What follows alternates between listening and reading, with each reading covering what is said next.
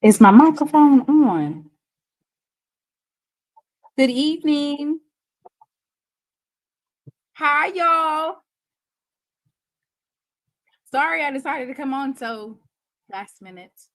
I missed yesterday.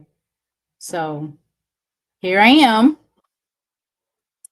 to talk about HBCU football for tomorrow. This is our Friday Night Live. It's like we're just gonna preview some of the games of the week. And then, if we have time, we'll dig in a little bit deeper at some of these other schools. How's everybody doing tonight? Hey, Quay. Hey, Jay White. Hey, Mr. Harris. Hey, KD. Hey, Freddie G. What's up? I know you got some good material for me for tomorrow's game. If you want to speak, you can speak. You want to say hi? Hi, everyone. SWAC Fridays. Okay. Let's see what we got on the docket tonight.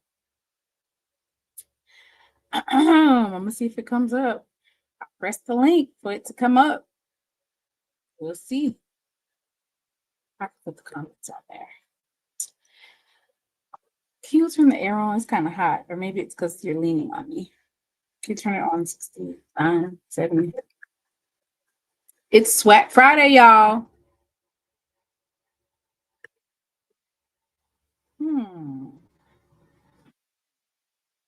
It alone.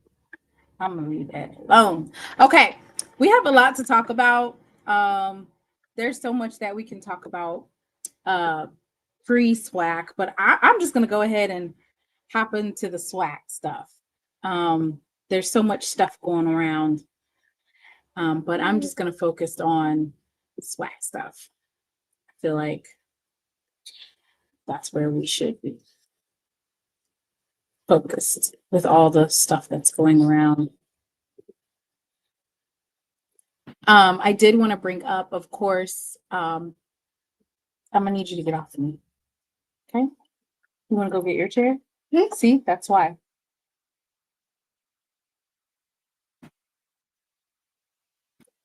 That's why.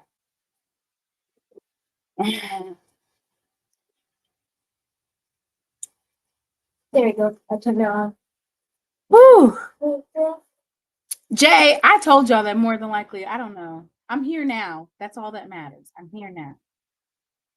Did you guys watch the Fort Valley State versus Clark Atlanta game? It was on ESPN2 last night. All right. There's been a lot. There's been so much that's going on in the last, 72 hours? Goodness gracious. So the first thing that I would like to talk about is, of course, there were multiple HBCUs in the last 24 to 48 hours that received threats of harm, and multiple HBCUs had to shut down.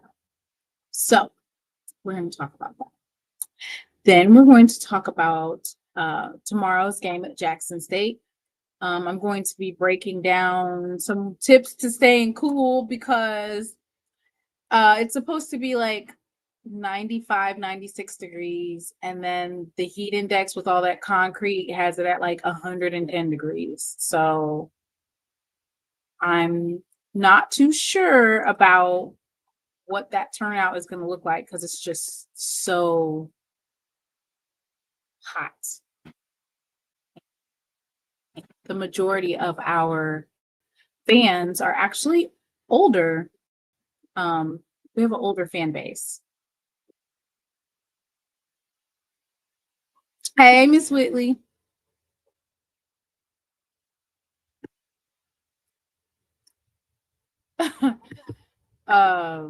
So yeah, I'm concerned about that. I don't know, no. Talk about that. All right. So, multiple HBCUs under lockdown after receiving terroristic threats. And I want to say that it's up to almost, I want to say it's up to 7 HBCUs. So I'm just going to name the ones that that they had at that particular time that they did the article. It says multiple historically Black colleges and universities have gone into lockdown after threats were directed at the campus, school officials announced. So those schools, and if you guys know of more schools that shut down because of the threats, or then please feel free to comment it below in the comments and then I'll read it. So I had Alabama State University, Hampton University, Virginia State University, Southern University and A&M College, and Bethune-Cookman University. They locked down the morning of Thursday, September 11th, each citing potential threats made against the campuses. The lockdown at Southern University was later lifted, but all campus activities and classes were canceled through the weekend, school officials announced on social media. Spelman College in Atlanta also asked all students and faculty to avoid campus and increase security measures due to a threat against nearby Clark Atlanta University. Though the shelter-in-place order was later lifted, Clark Atlanta University confirmed in a statement to USA Today that campus police are investigating threats and a shelter-in-place order has ended. Virginia State shared an urgent alert at 8:30 a.m. Eastern declaring the campus closed and advising students, faculty, and staff to check their emails. Campus police are actively investigating the credibility of a threat received earlier today, along with local, state, and federal law enforcement partners, the university said in a statement.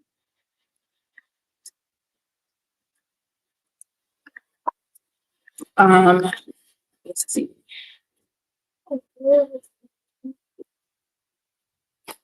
Alabama State told USA Today in a statement that it received terroristic threats and that it shut down campus operations out of an abundance of caution. We are working in close coordination with the appropriate law enforcement agencies to assess the situation and ensure the safety and security of our students, faculty, staff, and the broader ASU community, the statement said. Hampton University canceled classes for September 11th and 12th, saying in a statement, Hampton University has received notice of a potential threat and has ceased all non-essential activity effective immediately. Florida A&M University canceled in-person classes as a precaution following the threats directed at multiple HBCUs nationwide. Florida A&M and Tallahassee announced plans to cancel in-person classes and its presidential convocation. While the university did not receive any threats, the school said that it will suspend in-person classes and shift to virtual learning for September 11th and all day September 12th.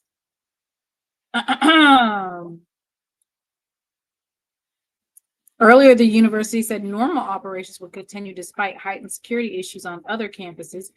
University police said it was working closely with the FBI and university leadership to monitor the situation. We stand in solidarity with institutions currently under lockdown or threat and extend our support during this time, the university said in alert messages. Lord have mercy.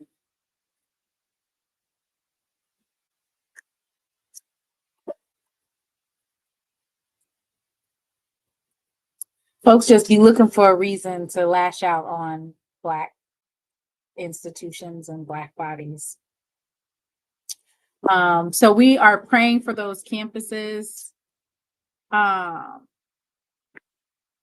Jackson State, in terms of threats to campus, Jackson State hasn't received any potential direct threats, but the university is taking precautionary measures to protect the safety of the campus and the community. So they're just going to increase security measures.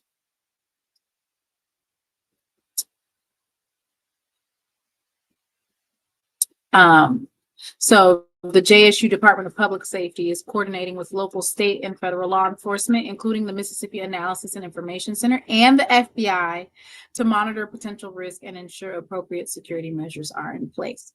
Now, I do remember that our former president, I want to say like 2 presidents ago, received was supposed to receive funding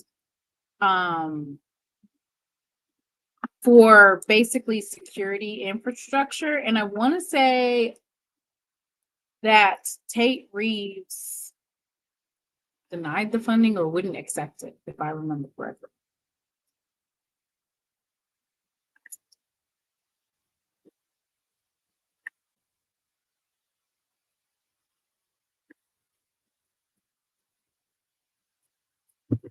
I want to say they gave us, or not necessarily us, but HBCUs as a whole, was supposed to receive federal support to improve security. And that was in 2022. And if I remember correctly, I want to say that Tate Reeves did something to kind of interrupt us getting those funds. So, prayers, thoughts and prayers, right? Thoughts and prayers for all of the students, staff, and those universities. Just pray for all HBCUs and the students,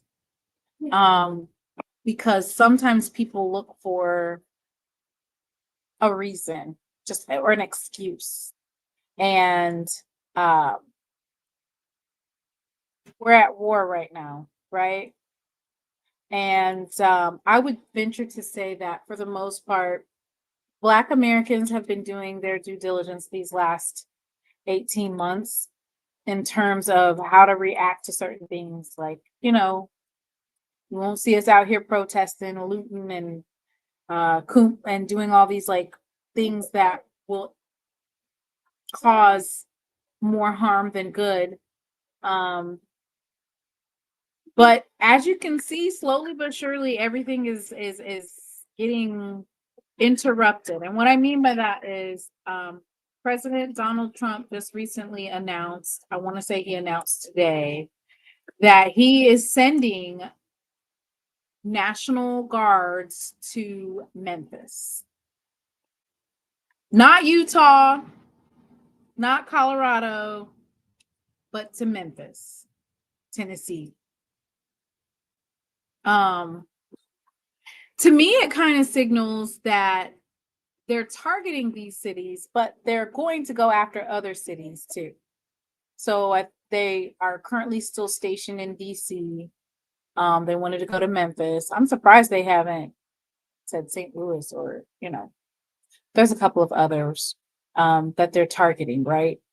To go to basically put the National Guard on the grounds.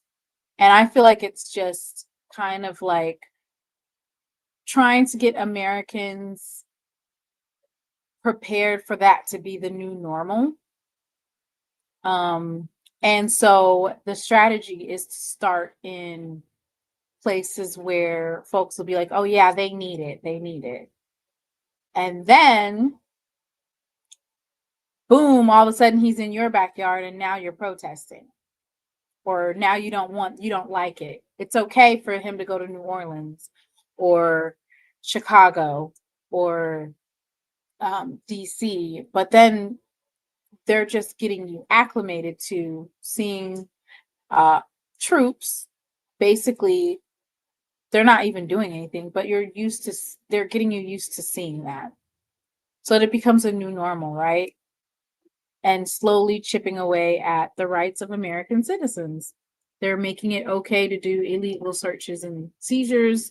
The Supreme Court just passed that. So we're just under a lot of things right now. So we just need to pray.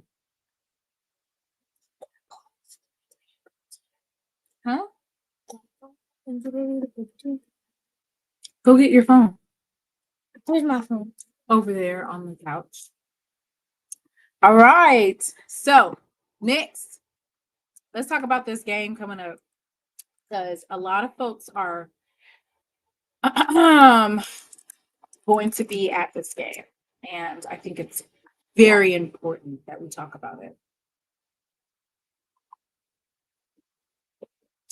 This is so bad. Like, I can't even believe that this is, but it is what it is, y'all. It is what it is.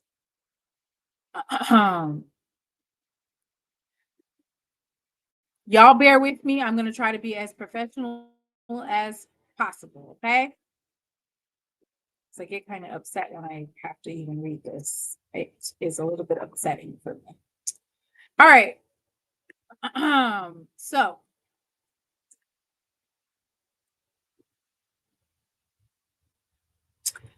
the heat index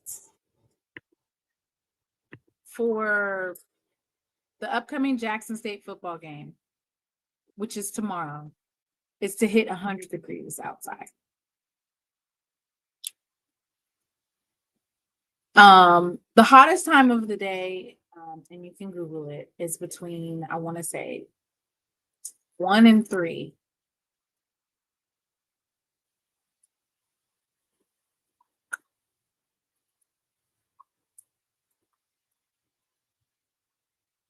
Yeah.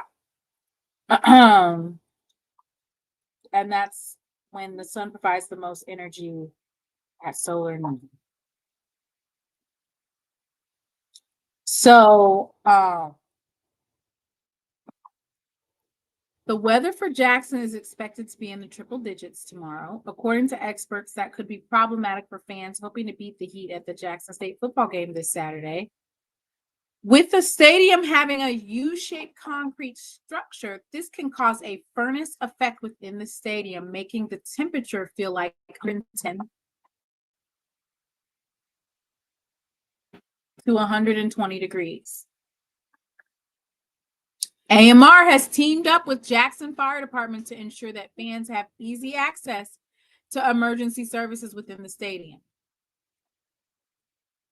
AMR is suggesting fans to be cautious, and the main issue at hand is excessive alcohol in the mix of high temperatures. Fans are encouraged to follow guidelines such as hydrating, eating before you drink, pace yourself, bring a towel, recognize early warning signs, and look out for others. Dehydration can sneak up quickly, especially in the heat. Wear light clothing, seek shade when needed, and know where the cooling stations and first aid tents are located. Let's keep the energy high and everyone safe. Go Tigers. So you knowing that the temperature is going to be that high,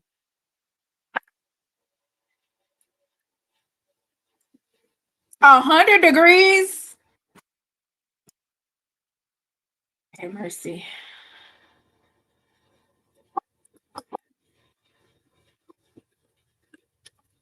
And this is the thing. Please stop messing. Go.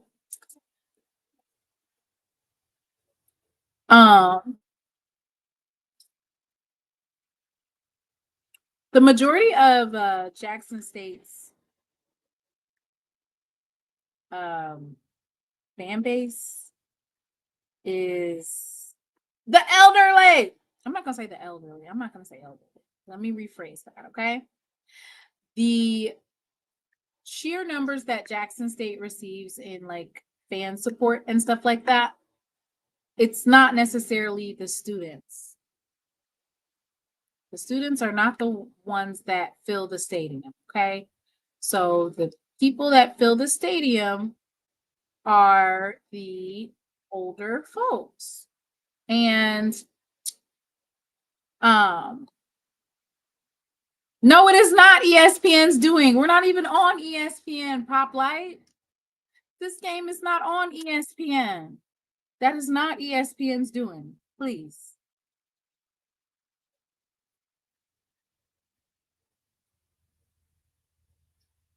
It's not ESPN's doing.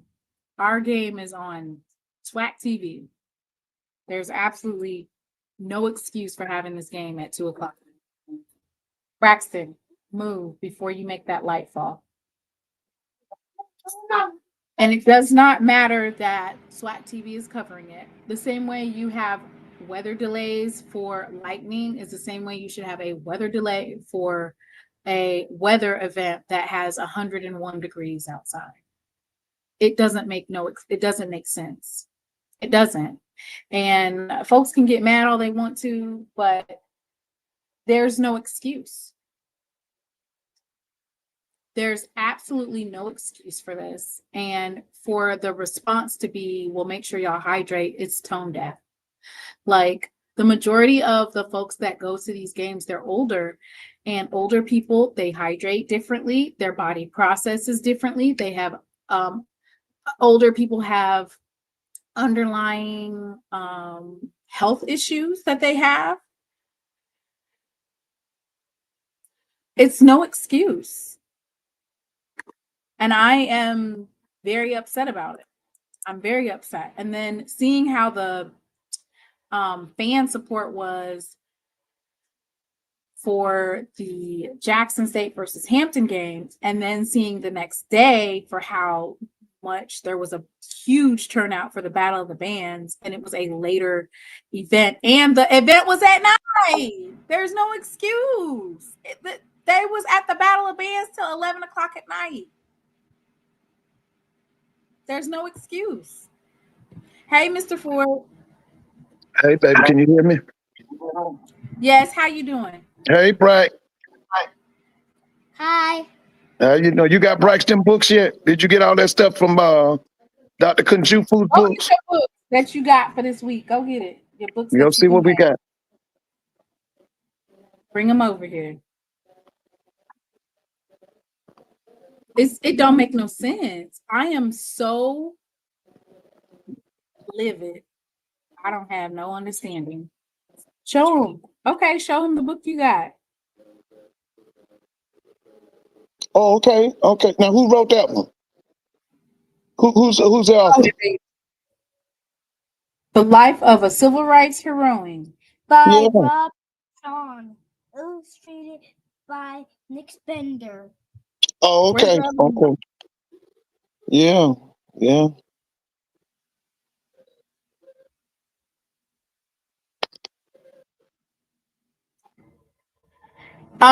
Yeah, so there's a lot of people that have like high blood pressure or just hydrating. Like you can drink as much Kool-Aid as you want. I mean, Gatorade and Pedialyte. But at the end of the day, a heat stroke is a heat stroke, and you can still get overheated. Oh, yeah. Well, kudos. I mean, let me just piggyback. My intentions this summer was to go to the FAMU Alabama State game in Tallahassee. Once I saw it was a day game, that ruled me out. Wasn't no way I'm up in the heat.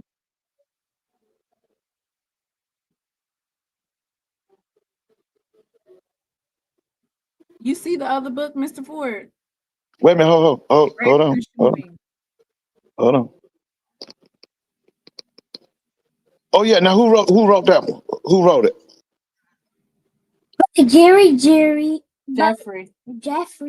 and illustrated by Chris Forster. Oh yeah, okay. Mr. Ford, you didn't go to that game last night? No, I watched it on television. And by the way, let me say this. Fort Valley State. Ooh, okay. Game, yes, it was. But let me say there's two things I got to say before I get started. Okay, number one, I'm looking at this game right here between Houston and Colorado. And let me tell you what came across my mind. I am so happy that nigga Deion Sanders, his lying ass, is no longer in Jackson. I'm so glad he in Boulder. Okay, because I'm just so glad because he know damn well that white boy that Stubbs or whatever in bed that boy's name is Salters, I think, the kid that came from Liberty. Now he done benched that boy, and you know I've always told you he's a habitual liar, and I'm just so glad his ass is in Boulder and not in Jackson. Second thing I want to say is this right here. Okay, we're gonna start with Alcorn University, Southern University, and Florida A&M. All three of them need their ass kicked for letting Zy McDonald leave the SWAC and go to Clark in the SIAC. That boy should have been, listen, the first school that should have went after Zy McDonald is Alcorn. The second school that should have went after him is Southern. The third school that should have went after Zy was Florida A&M. Okay? And so they behind kick for allowing him to leave the SWAC and go to Clark Atlanta SIAC Division II. Okay, I just had to get that off my chest. They said that Well, Alcorn hey, did offer Zai. He didn't want to go to the reservation. Did Southern well, hey offer? to you too, Mr. Ford. Listen. Let me. Hey, Miss Whitley, how you doing? Okay, it's Brandy on here. Hey, Brandy. Hey, Dr. Kanisha. Who else you got for me? Everybody else, Mr. Me. Ford. Okay. Hey, everybody. Hey, everybody. Y'all, I just had to get that off my Oh my chest. I'm God. looking at. I got it turned down. I'm looking at Houston and Colorado. That's what I'm looking at. I got Winning. it turned down. Who Okay. winning? Hey, everybody. Hey, everybody. That red turf You looked came good, in Mr. guns Ford, on the blazing, huh, camera. Mr. Ford? I'm just serious. I'm just, I'm just saying what's on my mind. Yeah. Hey, Okay. everybody. Now, Miss Willie said, who's hey. winning between Miss Willie Houston said, and Hey, Miss hey. Colorado? Whitley. Hey, Miss Whitley. Is Brandy on this?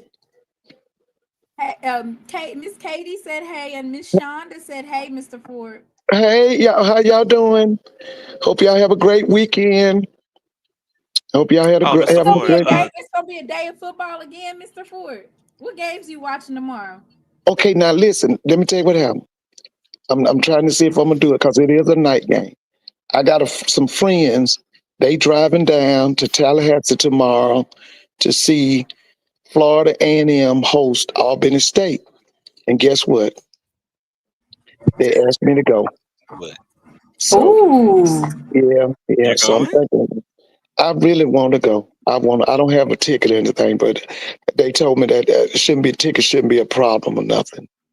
But yeah, if I can, I'm gonna try to go because it's a night game. It's a 7 o'clock start. They're just, my mom was a graduate of Albany State. I was born in Albany, Georgia. Um, Mm. yeah, and I saw Quinn Gray's whole career at Florida A&M. I know about Quinn Gray. Okay, I grew up as a child going to Albany State games. It's just, I also, when Albany State was on the road, we would go down to see Florida A&M, and so I'm really hoping and praying that I'll be able to go tomorrow. Oh, Mr. Ford, Tamana Mhm. had asked who was winning between Houston and Colorado. Houston is up, I think, by 2 points. It was at halftime. They gone away. I'll let you know in a second. But Oh, Houston okay. was. Mr. Ford, a lot of folks are going for a lot of folks in the chat said Albany State. They going Okay, for well, let me Albany let, City. let me tell you this. I talked to the FAMU people today. First, I talked to my assistant principal. I talked to another lady in what we call connections. She teaches robotics. Okay, and both of them feel like they are not going to be shocked if FAM loses. Okay, they are not fans of Cozy at all. Yeah. Who? And then I talked to the coach. We have a coach from, okay. He says that out of them 7 quarterbacks that FAMU got, one of them boys can lead that team. But the kid that's from Atlanta, he's not ready. I think his last name is Johnson or RJ or something. He says that RJ is not ready. He says he can possibly get there, but he's not ready. But he says out of the 7 quarterbacks on that FAM roster, one of them kids can lead the team. It's just a matter of, yeah. RJ Johnson. You said RJ RJ Johnson. He Johnson's says not RJ is not ready. He says he has a big arm and all that, but he's not ready. He's not ready. But the FAMU people. Oh, by the way, you heard about the that organization that he has to speak to every week. Did you hear about that? the quarterback club, right? Yeah, you heard what happened, right? No. What Tell happened? me the What details, Mr. happened? Ford. What Okay, happened? they basically told him that Quinn Gray is coming to Tallahassee Saturday night to audition for the job as head football coach at Florida A&M. And so I guess in their little way of telling him he better not lose to Albany State. They told Miss Tiffany Tiffany Don Sykes not to hire a D2 coach. They didn't want a D2 coach when she was trying to hire one. Well, let me just say this. You know how it was for Sam Shade last year? You remember that? Yes, I know. Yeah. I'm for Queen. I think Queen Gray is the man for Florida in there. I'm for Queen Gray. So he come to kick ass and take jobs, Mr. Ford. That what you saying? And that's what that supposedly they told him that Queen Gray is coming to audition. Now supposedly What is his resume in terms of being championship coach? Because you said that uh they well now he's never won the SIAC. He was picked to win it, I think last year, and he was picked to win it. He's picked to win it this year. So, we're gonna see. Because let me just tell you something. Keep your eye on Tuskegee. I've been fussing about Tuskegee. Tuskegee has a 6'5" quarterback from Detroit. A lot of people are high on him. Okay. Keep your eye on Brian Jenkins, Edward Waters. He has a good staff down there. You remember Noah Biden? It was a Noah Biden? Yeah. Okay, Yeah. he's the quarterback at Edward Waters. Offensive coordinator is Dooley, right? And Ernest Wilson, I think. And Ernest Wilson, one of the people on that staff. Because Ernest is a knowledgeable. Ernest at one time was offensive coordinator at Jackson State. Ernest is the one who brought the White Tiger. What's the White Tiger's name? Casey. What was Casey's name? Terrell. Yeah. Terrio. Yeah. You remember Ernest brought him to Jackson. Ernest Wilson. No, that was a home run quarterback. Yeah, Ernest brought him to Jackson. Actually, Ernest left Jackson and went to Hampton as offensive coordinator. But he's now down there with the guy at Edward Waters, Brian Jenkins. He's now down there with him. But anyway, listen, I was so impressed last night with that Fort Valley Clark Atlanta game. Okay, impressed with Coach Keaton, Teddy Keaton. Impressed with Coach Totten and Just get ready to say Teddy Keaton's been doing really well at Clark Atlanta. Listen, let me tell you what we got to do. We got to go ahead and enjoy him. Coach Keaton ain't gonna be at Clark long. We got to go ahead on and enjoy him because he's gonna be good. Where he going? Where he going? He ain't gonna be at Clark. He getting elevated, Mr. Ford. Yeah, he gonna get a bigger job. And then see the whole thing you got to remember about him. He's offensive. He's offensive. Got a good staff. Yeah. We got to enjoy. Listen, last year, Coach Keaton gave us our best season in over 40 years. We won 8 games, didn't we? Because Clark, we win 1 or 2 games. All we want to do is play more outs. That's all we want to do.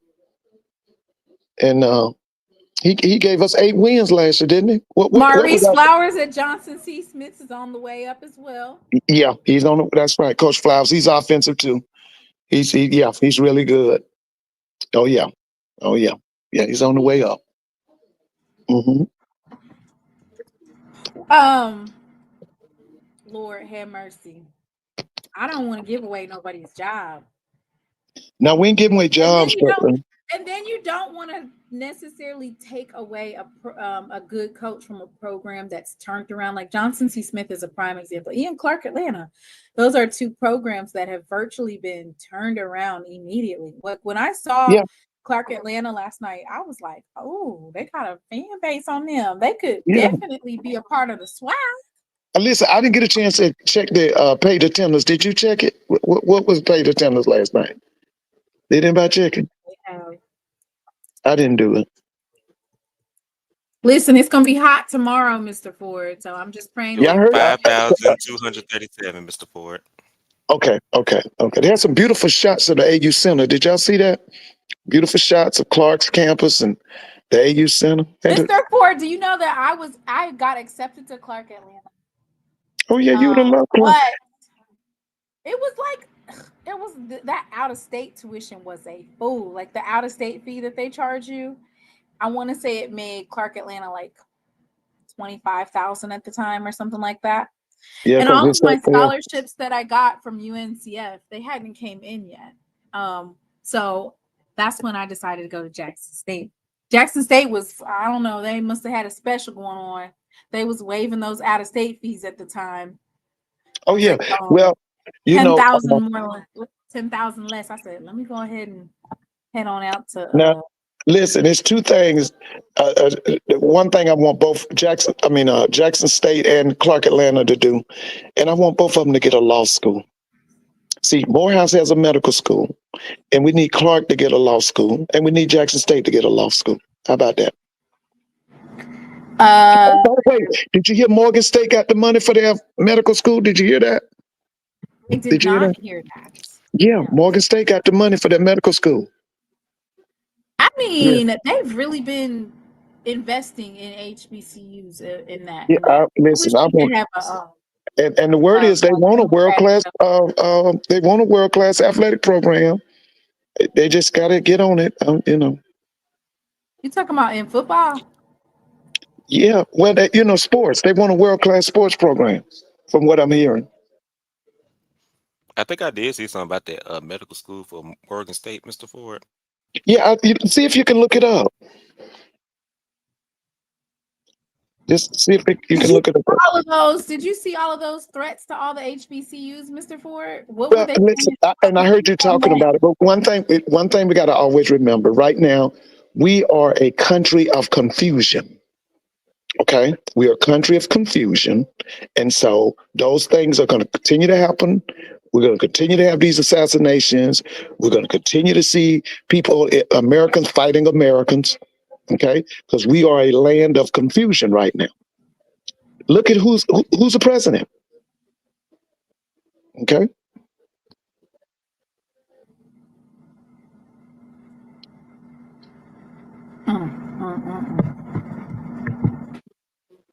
So I do see that Morgan State University is in the process of establishing the proposed Maryland College of Osteopathic Medicine at Morgan State. It's currently in the accreditation applicant stage. The new osteopathic medicine school, set to accept its first students, aims to increase the number of physicians from underrepresented groups and those dedicated to practicing in underserved areas. It did receive a $1.75 million grant from the Robert Wood Johnson Foundation, and they've secured significant investments for the project. Okay. Mm-hmm.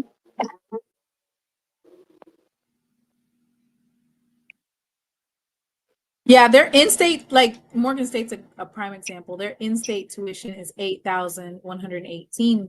Their out-of-state tuition is $18,000. Okay. Okay. Well, congratulations to Morgan State. Morgan State, the Bears, aren't they the Bears? Yeah, the Morgan State Bears. Morgan State Bears need to play more SWAC. Put some meet one of these SWAC schools at a neutral site.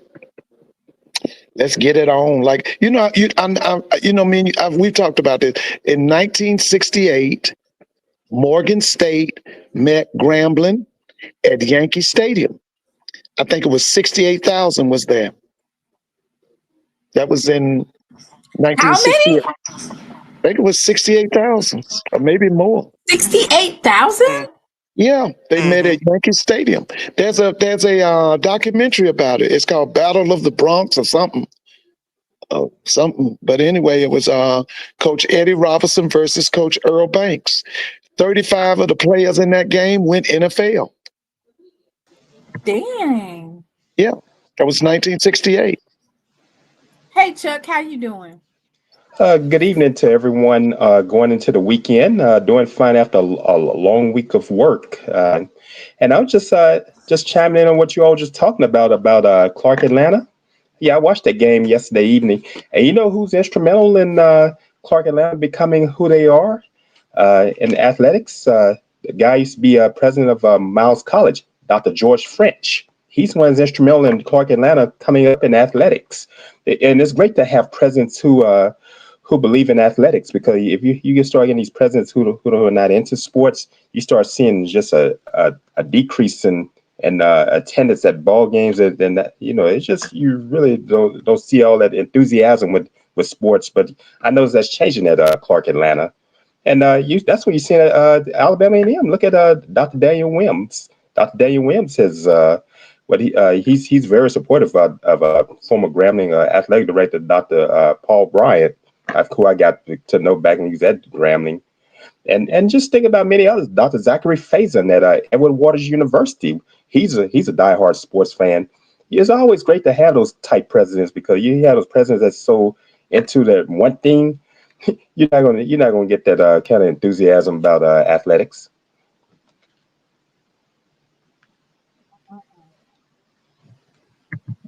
Well, I do want for the SWAC to be competitive. I still say that it's Jackson State versus everybody else until the foreseeable future. I wanted to bring up this particular video and get your thoughts on it. There was it's kind of like a symposium on athletics today at Jackson State University. Oh, was it yesterday? I want to say it was today. And the commissioner spoke, and basically he shared some really interesting information about the SWAC and the amount of people that watch ESPN and whatnot. So I think this is really interesting, and I would like to hear your thoughts on it. I'm going to mute you, Chuck, just because you just have like a little bit of a noise in the background. I'm going to play this. Anytime that we put Jackson State on any one of our platforms, there are a lot of people that are watching those games.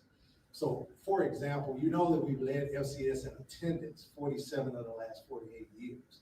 But what people don't know is that the viewership on ESPN, ESPN2, ESPN, ABC, and ESPN Plus, our audience is bigger than 3 of the FBS conferences, including football. There are more people that watch our football games than 3 FBS conferences. So that, wow, every time that we put Jackson State on any one of our platforms, there are a lot of people that are watching those games. So, for example, you know that we've led FCS in attendance 47 of the last 48 years. But what people don't know is that the viewership on ESPN, ESPN2, ESPN, ABC, and ESPN Plus, our audience is bigger than 3 of the FBS conferences, including football. There are more people that watch our football games than 3 FBS conferences. So that, wow, every time that we put Jackson State on any one of our platforms, there are a lot of people that are watching those games. So, for example, you know that we've led FCS in attendance 47 of the last 48 years. But what people don't know is that the viewership on ESPN, ESPN2, ESPN, ABC, and ESPN Plus, our audience is bigger than 3 of the FBS conferences, including football. There are more people that watch our football. Did you hear that? He said that there are more people that watch SWAC football than 3 FBS conferences. That's been going on for years, Mr. Mona. That's been going on for years. That's been going on for years.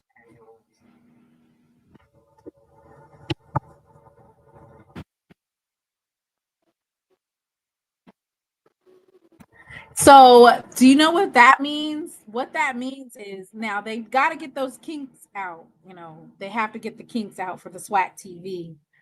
But once they get those kinks out for the SWAC TV and they're able to get those advertisers to buy in those packages for SWAC TV, we're going to be making some money. I mean, we're already making some revenue. Yeah. I think we're, yeah. Well, and like I said, you know, in the last, 4 or 5 years, we've started another golden era since about 2020, was it 20 or 2021? We started a golden era once again. They've had several golden eras in SWAC history, but we started a more contemporary one, and it can get even better. It can get even better. Yeah. Oh, by the way, did you hear that North Carolina A&T has 15,000 students? That's history. No other black university has ever had that number. Did you hear that? See if you can look that up. North Carolina A&T has 15,000 students. See if you can put that in your computer. Okay. So my special guest of the night has came on. So Chuck, I'm gonna drop you down and then I'll bring you back up after he finishes. And Jay, I'm gonna drop you down. Okay. And then All right, just put me in the background. you guys can come.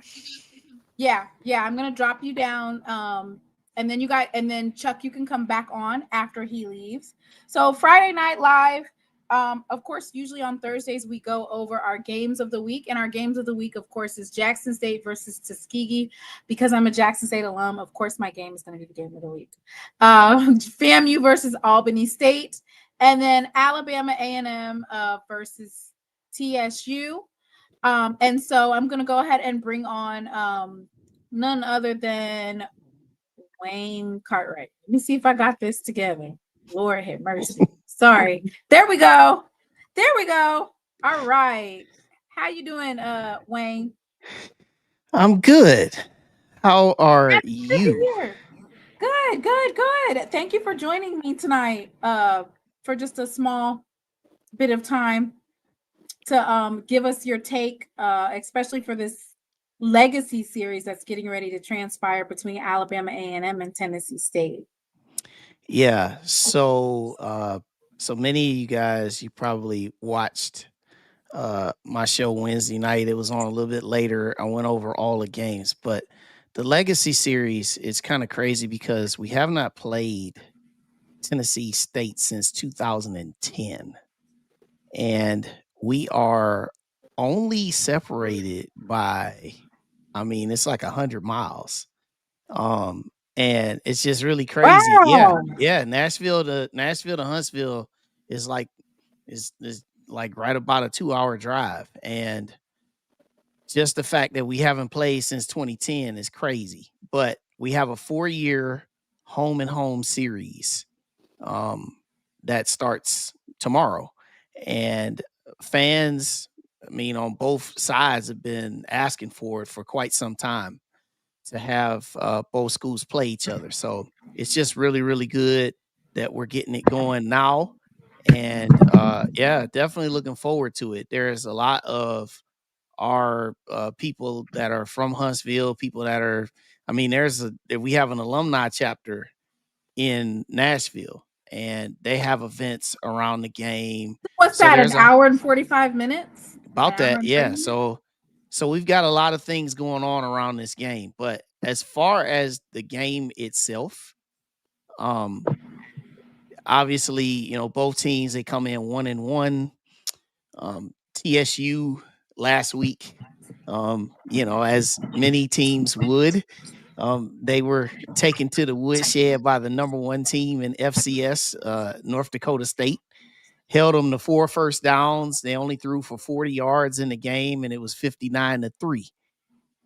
But the very first week, Tennessee State, they won against North Carolina A&T, and which was kind of a struggle, 24-21. But the standout of that game was Kendrick Grimes, who SWAC fans know very, very well.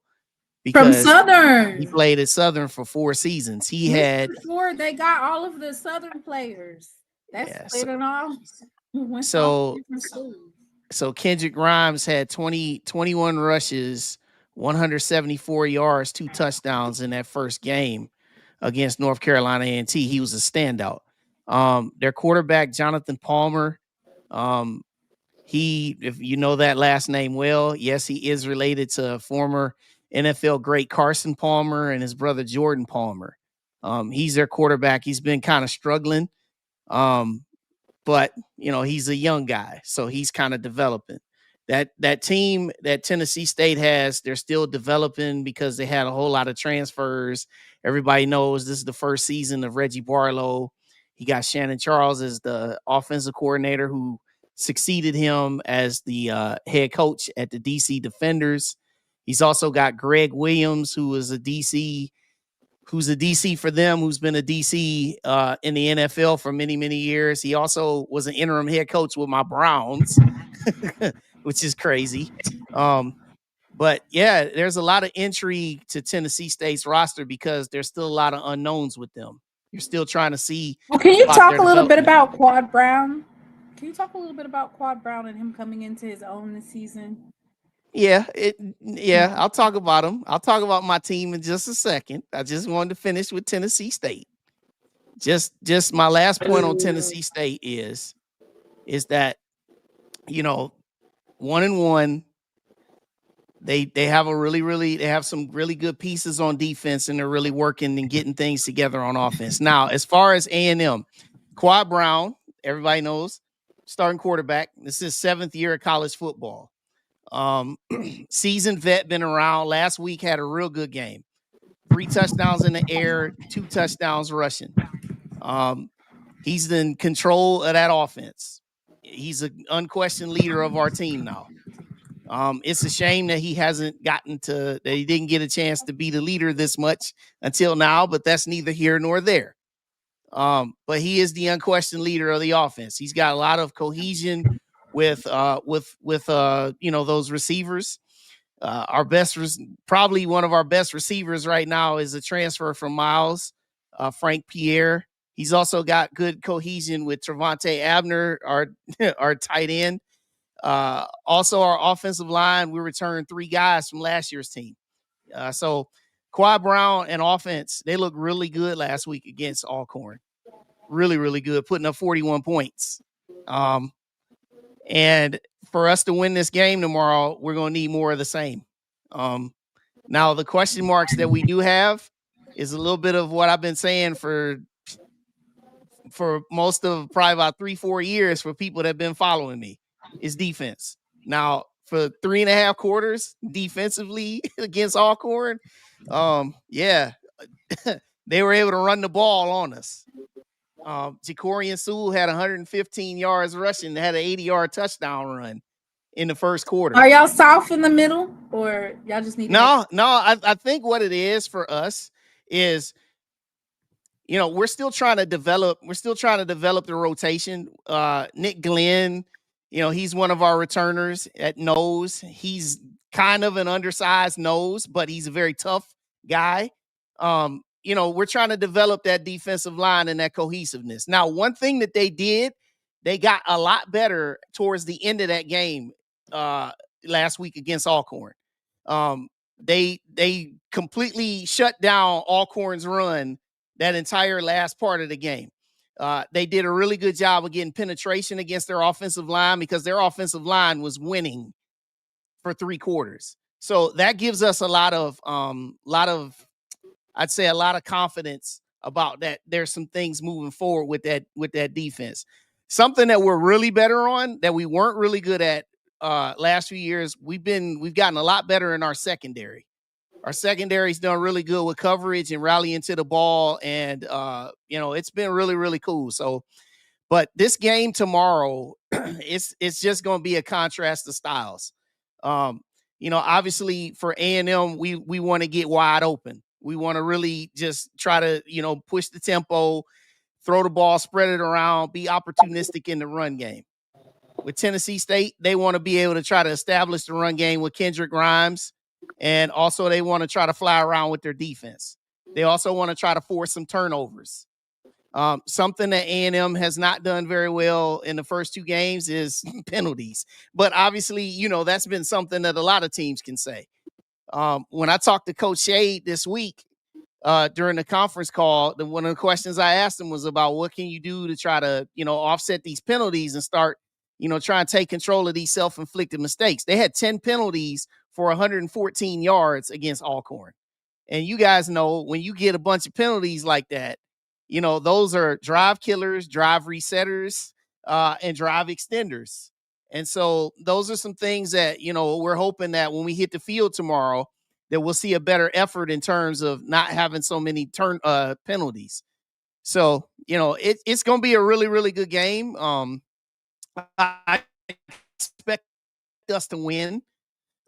It's kind of funny because in the preseason, I did not pick us to win this game. And what was even more funnier was in the preseason, I didn't pick us to beat Alcorn either. But from the very first drive that we had against Arkansas in the opener, it really showed us what was so much different about this year's team with Quad Brown and just how that offense is just really working in sync. And there's still so much more to improve, obviously, because this is just the third game of the season. So I think it's going to be a really, really good game tomorrow. It's going to be a really big maroon and white gathering in Nashville. You probably see some of the Tennessee State fans even come out for once, because one thing they do, they tend to show up when you play HBCU teams. they don't show up when they play anybody else, but they'll show up when they play HBCU teams. I think they said that North Dakota State had more fans than Tennessee State out They there. did, and that's no surprise. You know, those people, most of these teams that they play that are PWIs, those folks don't come out. And a lot of that is there's been like a boycott from a lot of their student body, a lot of their fans, because they feel like they should be playing more HBCU teams. And it is what it is. You know what I'm saying? So we're just looking forward to seeing a good game tomorrow. And Jay White, folks do know that a lot of Mainers players are still on the team. yeah, people know that. Absolutely. And I would How much is it? More than 25? It's more than 25. Yeah, but I would rephrase that. They're not Mainers players.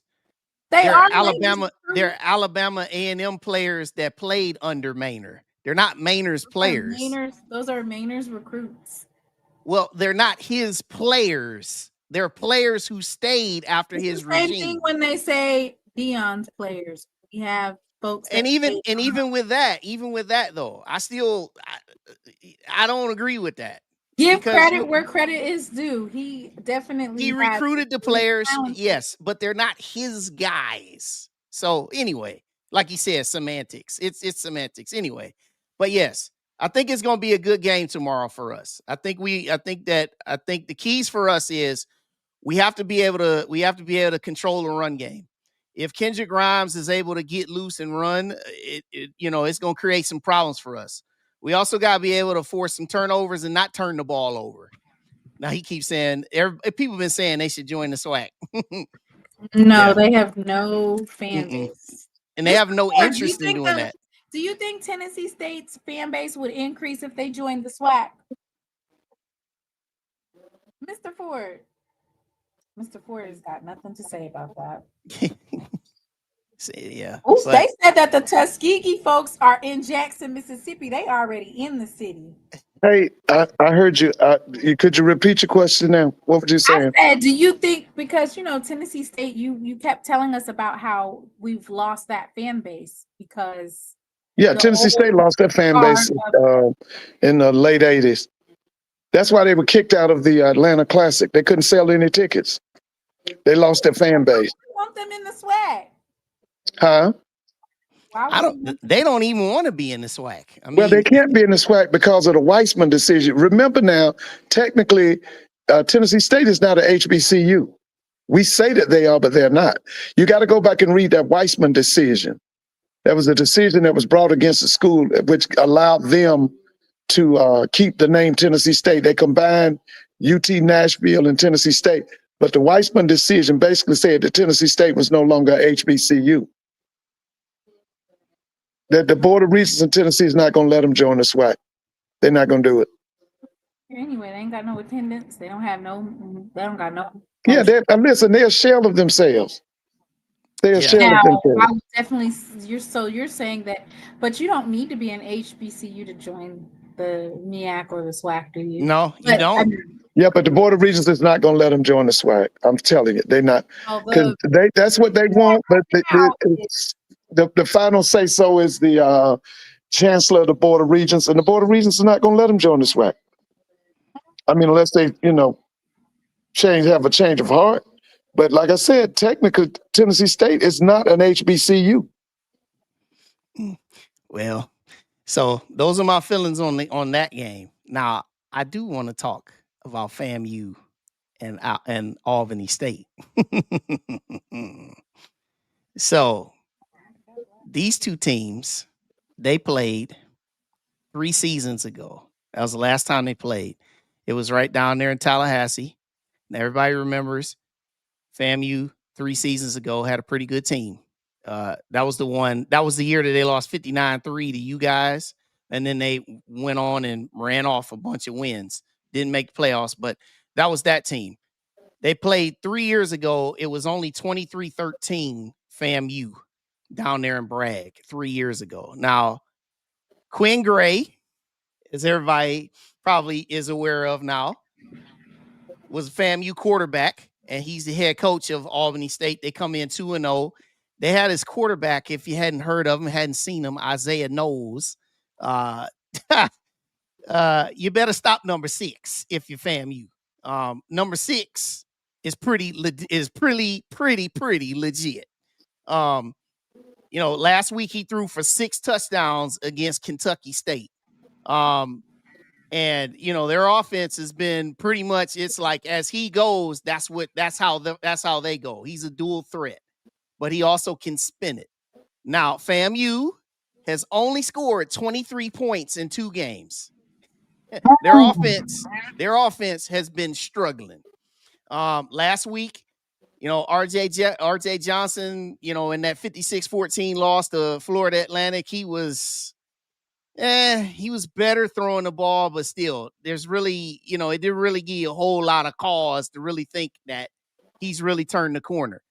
In this game, man, Colsey, woo-wee, if you don't win this game, brother, next week they have a bye week. I have faith in Colsey that he's gonna pull out this win. Yeah, if they have a bye week next week, all right, and then their opener of the SWAC is against Alabama State on the 27th down there in Tallahassee. I believe that FAMU escapes in this game. I picked it 24-21. I just, I thought that they would be a lot better on offense. The thing that's really surprising to me is how you have those two returning all SWAC linemen, Ashton Charles Davis Grable and Ashton Grable. You had those 2 guys, and then you got those 2 running backs, Thad Franklin and Bo Somerset. They have not been able to run the ball at all. Didn't run it at all against Howard, and didn't run it at all last week. Somewhere, somehow, that's got to wake up.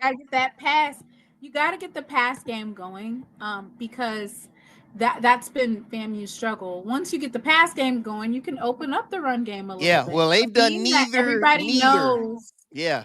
Being that everybody knows that you are a run first type of offense, they're just going to go ahead and close that gap and stuff all those linemen up there and put a linebacker, to make sure that they can take that running back down in the event that they do get past the line. But it's no secret that FAMU is a run first type of offense, but you got to get your quarterback going. Yeah. They better get it going. And I'll tell you this much. If they can get this one done, and I believe they do, I think, like I said, I have it 24-21. I think Albany State's going to give them fits. I think Quinn Gray's going to give them fits.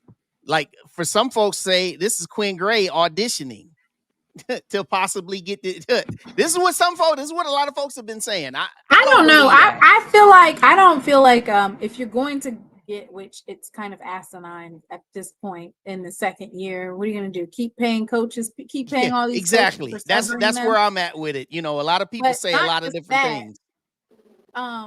He hasn't really, if your resume is all you have to do is beat Colsey in one game and then you just get the job automatically because you're a Rattler, that's not a good enough reason. Then you're going to just be in a cycle of getting these coaches. Right. If you're going to, like Mr. Ford said, your resume needs to speak championship. What have you done? What teams have you been on that has gotten championships? Just to say, oh, I beat Colsey in the house and I'm a Rattler, I should get the job. That's not good enough. And the FAMU faithful is real fickle when it comes to these football coaches, because they swore up and down that they wanted Colsey. Yep, when, they did. It was time for AD Sykes to, pick which coach that she wanted to put at the helm, and they fought tooth and nail to get Colsey as their coach. Now all of a sudden, it's not even been a year and a half, and all of a sudden you want to get rid of him too. Like, your program can't be successful switching out quarterbacks. Facts. Or, Facts. I mean, not quarterbacks, switching out coaches. Switching out coaches, staff, Well, coaches. let me say this. Let me say this, Mr. Mona. One of the things the great Jake Gaither always preached was inbreeding. Okay, he believed that the people that ran FAMU should be FAMU people, even though he was an outsider. So don't think it's far-fetched that they wouldn't bring in Quinn Gray for next year. Because like I said, if you go back and study Coach Gaither, he believed in inbreeding. His whole staff under him one time were all Florida A&M graduates. He was the only one who was not a Florida A&M graduate. So the inbreeding is a part of, listen, the inbreeding is a part of Florida A&M's culture. They believe in their own people. You can keep that type of culture if you want to, but if you're not winning nothing. Well, they do. They believe in it. Yeah, well, I like I said, they were 7-5 last year. Obviously, they wanted Billy. What about Billy Roll? What's his name? Billy Roll is a FAMU graduate. Okay, so he was on the docket for being the head coach of FAMU. He was one of them. Yeah, well, they didn't choose him. AD Sykes, her number one choice was Sean Gibbs when he was at Fort Valley. That was her number one choice. That's who she wanted to bring in. And, obviously people, they said what they said, but regardless of what happens, they need to win this game tomorrow. Let's just point blank. They need to win this game, because if they lose this game and go 0-3 into a bye week, it's can you imagine the kind of smoke they're going to be coming down there in Tallahassee? You can, but it's not going to do you any type of good to get rid of your coach after he loses a couple of games. I agree with you. I agree with you. He wasn't gonna beat FAU. Yeah, I agree with you. That was gonna be an L. I agree with you. But people are still steaming about the Howard game. It was by literally a possession. Yeah, it was a hard-fought game. Timona. They look pathetic, Mr. Mona. They look pathetic. Damn, you look pathetic when they only scored 3 points against Jackson State. Yeah, but they look pathetic against Howard too. Howard is not good at all, man. Howard had literally two drives that whole game. The one that they scored a touchdown, and then the one that they had the game-winning field goal on, which you know about that because I asked your coach about the coverage. So all I'm saying is this. Don't lose this game tomorrow, and you'll be fine. You go on a bye week. You get a whole week to get yourself adjusted and get ready for that opener. Now, this comment here that he said, I think FAMU is fine. They had 280 yards. I ain't buying that 280 yards of offense when you lost 56-14. Because a lot of them yards was during garbage time. I ain't buying that. Merlin's my guy, too. Merlin, I love Merlin. But, man, come on, bro. That was 56-14, dogs. So, yeah, tomorrow, I believe they win the game. But I think it's going to be ugly. I hope I'm wrong for their sake, but I think it's going to be ugly. I think they're going to. I think their problem came in when they started kicking field goals instead of going for touchdowns. You fourth down and you in the red zone. Man, you better go for it. Yeah. Well, the one that they kicked the field goal to go up 9-7. Like, I agree kicking that field goal, but they should have scored a touchdown on that drive. I'm like, come on, man. You got the ball out on the 1 yard line with that offensive line, and you couldn't push it through. You can't do a touchdown. So that's what I'm saying. Like, they were so bad in that game against Howard. Howard had no business beating them that day. Had no business over the lineman. You could have just jumped. Just jump. Just Like jump you think over. about it. You think about it. They get one touchdown. Get one touchdown out of them 3 field goals. Get one touchdown. They win that game. Win that game. And the only thing we be talking about is, wow, their defense was really good. Man, their offense was a struggle, but their defense was really good, and they got to win. And the narrative would be different being 1-1. You know what I'm saying? Off of a game that you knew you were going to lose against FAU. But now you're 0-2, and you're facing a must-win. This is a must-win. Must win. Yeah, I don't care. I'm It's not not a impressed it's with not a Thursday's conference play. game, but it's a must win for the mindset and the trajectory of your program. So I think they do. I think they get it. I think they get this game, and they'll go to their bye week, and then they'll get to work on some things.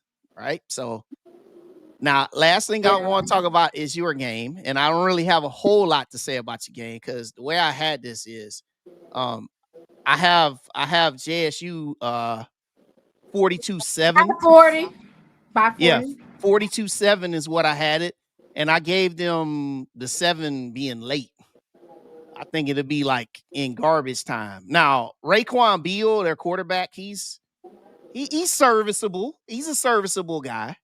You know, I'm not gonna sell Tuskegee short, you know, for their level. They're They off to put up a lot of points Yeah. the other week. They Yeah, put up 2-0 30, start. 30 plus. They manhandled Central State, who's like right down the road from me here. They manhandled them 34-0 in the first game that they had under the lights there, which if y'all ain't seen the videos of that, it was pretty dope. I was like, man, they look like they had a real good time down there in Tuskegee under that shed. But now, tomorrow, this is what it's about for you guys tomorrow. Real plain. Go out there, take care of your business, work on some things, develop some cohesiveness with your offense, because you guys got a bye week next week too. So basically, what you guys need to do, just get your offense, get some things flowing with your offense tomorrow, which I believe you will, and carry that into your bye week. I actually want to see. I wasn't really. I mean, I guess they will use it to gel, so they'll have Jacobian on there. Yeah. I was really looking forward to seeing our depth and our players who aren't gonna get to play that much this season, or you know, their second or third string. I was looking forward to seeing them play and get more time, and I was looking forward to seeing special teams, defense, and offense try certain plays on Tuskegee, because you have the depth and you have the talent. And when I asked a couple of other coaches the same question. You know, you guys are playing a D2 school, or I want to say, is it UAPB that's playing a Lincoln lower tier school? yeah. So I asked both him and Colsey, I asked them, like, are you guys going to open up your offense and defense this week? And they were like, you know, we're going to play the game the way we play the game, and we're not going to change or switch up. Maybe it was just coaches speak, but if I'm playing a lower tier school, I'm going to be trying all type of stuff. Yes, I want to see Jared Lockhart. And especially when you're getting ready to have a bye. You're getting ready to go on a bye week. Open it up, man. Get you some things that you can It carry needs to forward. be air raid. It needs to be, I need to see 2 tight ends. I need to see throw it all the way down. Throw it all the way down. Like, just air it out. That's what I want to see tomorrow.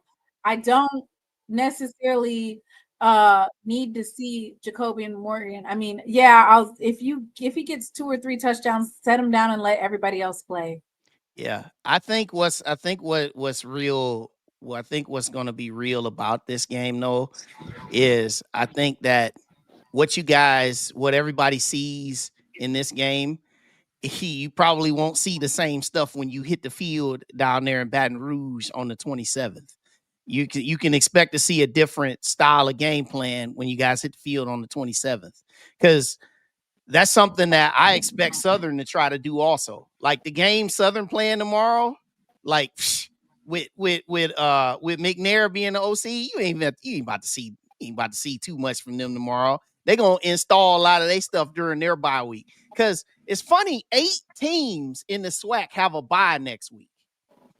8 of them. Everybody taking a week off to readjust. The only ones that don't have a bye, we play Lane. Grambling plays East Texas A&M. Prairie View plays Northwestern State, the same team that lost to Alcorn.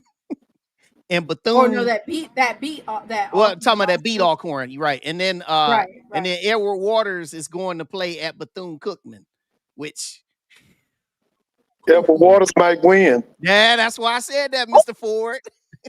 That's why I said that. Edward Waters has been balling. And do you know who their quarterback is? Noah Biden. They used to play at Southern. Or now, why would you say Edward Waters might win? Edward Waters has been They know what they're balling, doing. man. You got a lot of experience down there. Brian Jenkins, remember Brian now, Jenkins is the the guy interim won head like coach. 4 MEAC championships. Right, he's the interim head coach. Dooley on that staff, man. They got that offense humming, man. And like I said, Bethune-Cookman gonna get smoked tomorrow against South Carolina State. So we talk about that, but that's next week. But like I said, there's 8 teams that are gonna be on bye week next week.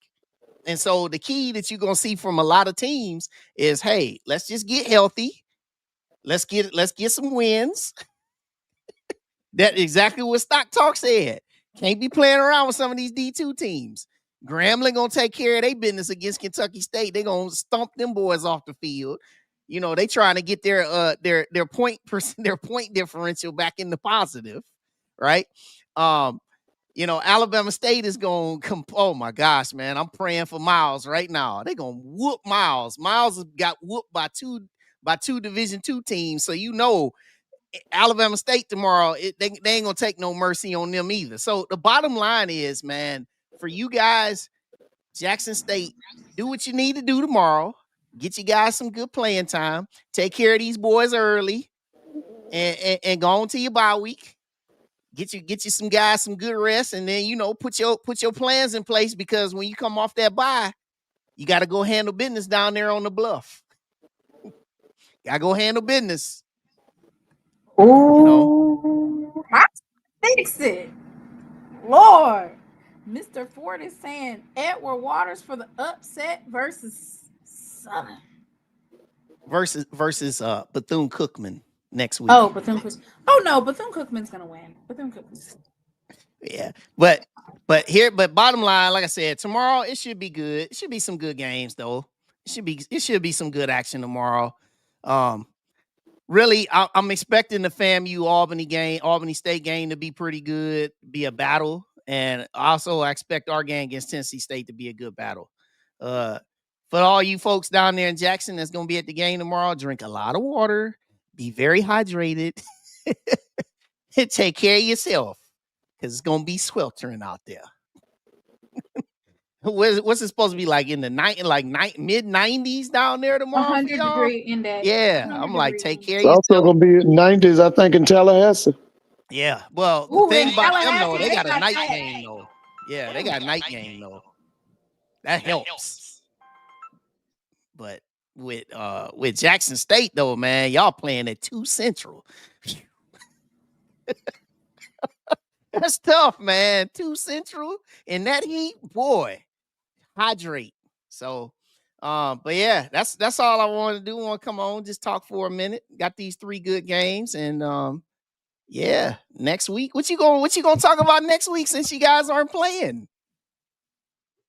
Taking a bye week. Shoot, let me. You taking a bye week too? You off with the team? I'm abandoning my followers that week. Yeah, next week we play Lane College. We whooped them boys 2 years ago. We're gonna kill them again this next week too. Yeah, that's gonna be an exhibition for you guys. Yeah, and then we go to Bethune-Cookman SWAC opener the next week. So we don't get our first bye until the week before the Classic. You know, we always take a bye week before the Classic. So you talking about Jackson State versus Alabama A&M? No, we don't even have I'm talking about the Classic against Alabama State. Yeah, we're playing straight through until October 18th. How do you feel about Alabama State versus Alabama A&M, especially with the offense that Alabama State's been putting up lately? How do I feel about it? Right now, it looks like it's going to be awesome. But obviously, there's still 6 weeks until we get there. So a lot can change in 6 weeks. But you see, if y'all beat Lane last year. Yep. And y'all could have beat Lane way worse than that. Y'all took it easy on them boys. I want to say we put the time on there. We started running the clock. Yeah, man. Like it was 51-13 2 years ago. And the team we had 2 years ago wasn't even good. And we beat them 51-13. So hey. But anyway, back to your question though. It looks really good right now with the Magic City Classic. It's just we got to see how things evolve. I know one thing that'd be interesting is both teams would have played you guys by that point. Because we play, in fact, you play us and then you play them the very next week. So you play us in Mobile on October 4th, and then your homecoming the very next week with them coming to you. So, you know, we'll see. We'll see what it is, man. I mean, regardless of what the records are, you already know what the Magic City Classic is. You already know what it is. 60,000 plus. 60,000 plus. But I hope everybody stays healthy, like he said. I hope so. Because if it is, So yeah, gonna be awesome. Yes, but I was debating for homecoming because I'm supposed to be going to Vegas, and then I saw Alabama State, and I was like, oh my gosh! And I went to the Alabama State versus Jackson State game last year, in Montgomery, and that was awesome. It was an awesome. That was game. Awesome. Yeah, I'll be at our homecoming on that day. Our homecoming's the same day as yours. We're playing. Who are you guys playing? Valley. Okay. Yeah. Yeah, we playing Valley. So yeah, I'll be down there for homecoming. But yeah, my travels this year are gonna be homecoming, and I'll probably be in Atlanta again in December. You know, doing all the festivities. Mine is gonna be. I was like, dang, but I'm supposed to be at Vegas, and then, of course, Celebration Bowl. Yeah. I don't think I'll move next week to the Boombox Classic, as they say, or Sutton versus Jackson State. Yeah. I think this is a good game. Yeah. So definitely it'll be awesome. I'm looking forward to our game this week. I just really hope we can get this win, because we get this win, it'll feel real good being beat Lane, be 3-1 starting SWAC play. That'd be really good for us. You know, I'm already just looking like week to week. Let's improve. Let's see where we can go. But I like what we have in our potential right now. But still a long way to go. Still a lot to work on, just like everybody. So, but glad I got a chance to come on with you. I will be. Yes, thank you. I will be on Sunday my recap. show. Sunday recap, 7 p.m. Eastern, 6 Central on Sunday night, going over all of the action. It will be interesting. Interesting. All right. I will see you. Thank you for God bless coming on. everybody. Anytime. See ya. Wow, Wayne Cartwright, y'all.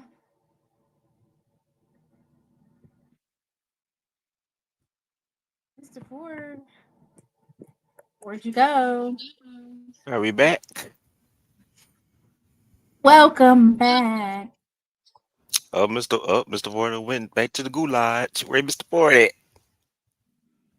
Mr. Ford said he's not about to play with y'all folks. Is Colorado losing still? I don't know. I think Chuck said yeah.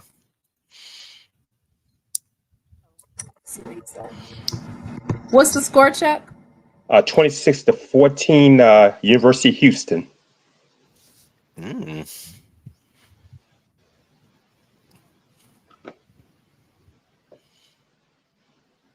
was switching between here. Yes. They getting drug all up and down the field. I'm watching. They're gonna pull away, and it's gonna be a money game. Yeah, I'm watching. Those PWI folks hate when I call any game that Dion plays a money game. I'm watching. I'm watching them and watching a high school game on YouTube. Edna Carr out of New Orleans area, out of Algiers. They're nationally ranked. playing American Heritage out of Fort Lauderdale. Both schools are known for great athletes, and they're playing in the Superdome down in New Orleans. It's going on live. In the Superdome. In the Superdome, yeah, there's some great football down there. Hey, they take that stuff seriously. Down Edna Carr is a powerhouse. You want to recruit some players, you get them out of Edna Carr, John Curtis Christian School, St. Augustine High School, all black male Catholic high school in New Orleans.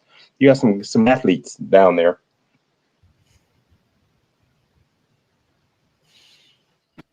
Indiana beat Indiana State 73-0. Oh my God. Well, Gremlin shouldn't feel bad. That's Ain't what state Indiana championships are State played. Go ahead. Oh Lord.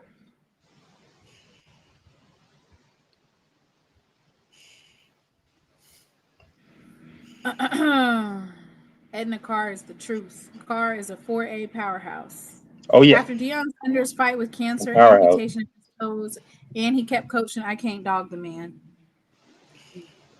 Well, we're definitely praying for his health, but you know, sometimes you gotta just hang it up. I feel like now that Shador and Travis is gone, and I just, you know, I don't think his heart is in it like it was at all. His heart's not in it. Oh yeah, their head director is an alum of Jackson State. Yeah, Chris Herrera at Carr. Yeah, Chris Herrera. Mm-hmm. Yeah, man. Let me tell you something. That's big down there, and you know that's where the high school football state championships are played in Superdome.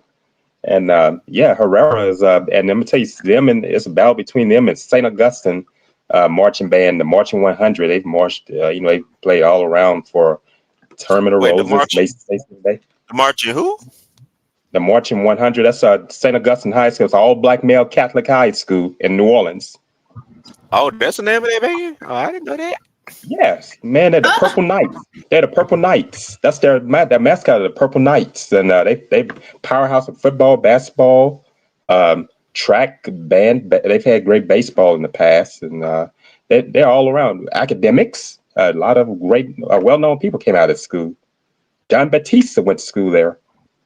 John Batista, P.J. Morton, you know, athletics. You know, Avery Johnson, Kerry Kittles, Leonard Fournette. Tyrann Matthew, the Honey Badger. But Yes. did you just say P.J. Morton? Yeah, that's where he went to high school. He went to St. Augustine. Yeah, the singer. That's his alma mater, St. Augustine. That's an all-black male Catholic high school in New Orleans. That's in the 7th ward Hey, of New Miss Orleans. Uniqua. Well, yes, Edna Carr definitely. You can Carr has just some tell ball play. the Sonic Boom of the South influence is deep on. Oh yeah, Chris Herrera. Not just them. Who else? We got McDonald. Who else? Jay, do your band moment. well, Who we got else? my high school. My high school man. Our assistant director, he is an alum of Jackson State. And let's see who else. We also have Jim Hill High School. Their newly appointed director of bands is an alum of Jackson State, and he marched in my section, Tower Power. Oh, okay. Who else? Also we got the baby boom of the South. I think that's Canton High School. That's named it. Yeah, they're modeled after the Sonic Boom as well. It's a lot of high schools out there that's influenced by the boom. The band director at Southwood and Shreveport is went to Jackson State. We're praying for Leonard those. Holden. It's the key. Oh yeah, I forgot about Skyline. Yeah, Is Skyline Tuskegee's High School band band is coming? modeled after them too.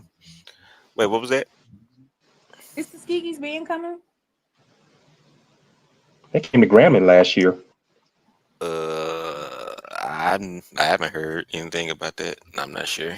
I received a credible source that the folks from Tuskegee are outside tonight in Jackson. They are outside. because they're gonna be. I think I seen somewhere that they uh, said they're somewhere in Jackson. They You know, posted up. you know, Tuskegee, they came to Grambling. That's where Grambling's founder, Charles P. Adams, was alumnus of Tuskegee. That's who Booker T. Washington sent to start Grambling in 1901. And also the band directors there, those great bands, Conrad Hutchinson, the junior, and his assistant William Wiley, they all went to Tuskegee. And they reminded Grambling, say, look, if it wasn't for Tuskegee, there would not have been Grambling. Yeah, Charles P. Adams. Oh, they are in Jackson. Oh, okay, Jerome Jerome. said Tuskegee's band is in Jackson right now, and they're performing in The downtown Crimson Pipers. tonight. Are they The Crimson recruiting in Pipers. Jackson tonight? Let me Not tell them you something. recruiting in Jackson. You know who play? You know who's a famous member of Tuskegee Crimson Pipers, recording artist and Hall of Fame, Rock and Roll Hall of Famer, Lionel Richie. That's where the Commodores came from, Tuskegee. Yeah, he played in the band at Tuskegee while he's in school there. Oh, is that right? Yeah, that's where the Commodores came from. That's where they met at Tuskegee. Yeah, that's where Lionel Richie is from, and he played the Crimson Pipers. Yeah, that's where the group started. Somebody said how many pieces Tuskegee band? I don't know about them. Yeah, How small many group. pieces they got? They have a nice sound. They're not a big band, but they have a nice sound. I can tell you about it, Jay. I saw them last year. They came to Grambling. Like I said, that's where the founder of Grambling. I knew they were coming because that's the founder of Grambling was Tuskegee alumnus Charles P. Adams, and they have a nice sound for a band this size. It's a smaller band. They're not gonna be Sonic Boom in the South or Grambling or Southern or any of those schools, but it's a private school. Oh, they said Houston just scored again. Yeah, Houston is taking it to Colorado. Or they just dragging them all up and down the field. They said they they're not standing a chance with Houston. Willie Fritz is the head coach at Houston. He used to be at Tulane. Over there wasting grass or wasting turf. I don't know. Yeah, Houston is. Post the video of them performing. Okay, I like to ski. They said when we make a trip, we got to make sure we make ourselves known. Y'all okay? Y'all go ahead. We ain't got no shade over here now, so they booked and busy. I'm let y'all know right now. Hey, Tuskegee, we ain't got no shade out here, so y'all know the shed. It's gonna be hot. I enjoy. Do you see the first night of the light game last Saturday? They did a ball and parlay. Man, they had those lights dancing. If I'm not mistaken, I think Tuskegee was at a band battle not too long ago. Wasn't it the National Battle of the Bands? In Houston? The one in Houston. Yeah, ball and parlay. That's what I love watching them do that. I love them in the shed. I've seen the shed. No shade, no shade. The Houston Battle of the Bands, or the Pepsi National Bands. That's where Tuskegee was at. Okay. Yeah, Tuskegee. Hey Jay, Tuskegee. That's where Dr. William P. Foster, legendary band director at Florida A&M, was band director before he came to FAMU back in the 40s. Yeah, that's where he came from Tuskegee. Yeah, that was I think it was Lincoln, Missouri, where he was before then. At one of the schools where he told them. Then he was at Tuskegee before going to FAMU. He was a graduate of University of Kansas. Mm-hmm. Oh, the band gonna be performing. Look at that. We got us a game, y'all. It's gonna be some great HBCU football being played tomorrow. I'm excited. Yeah, some great. Yeah. Yeah, what you said, Hamon, what you said about Cozy, yeah, he better win because you don't want to face the elderly at the 220 quarterback club. Oh man, those people are tough, and they give him money. one thing those people do give, and that's why I said that's why I put the in the comment. That's why I put the Cash App there. People give online and all. Yeah, those people are serious about it. They never let you slide either with questions.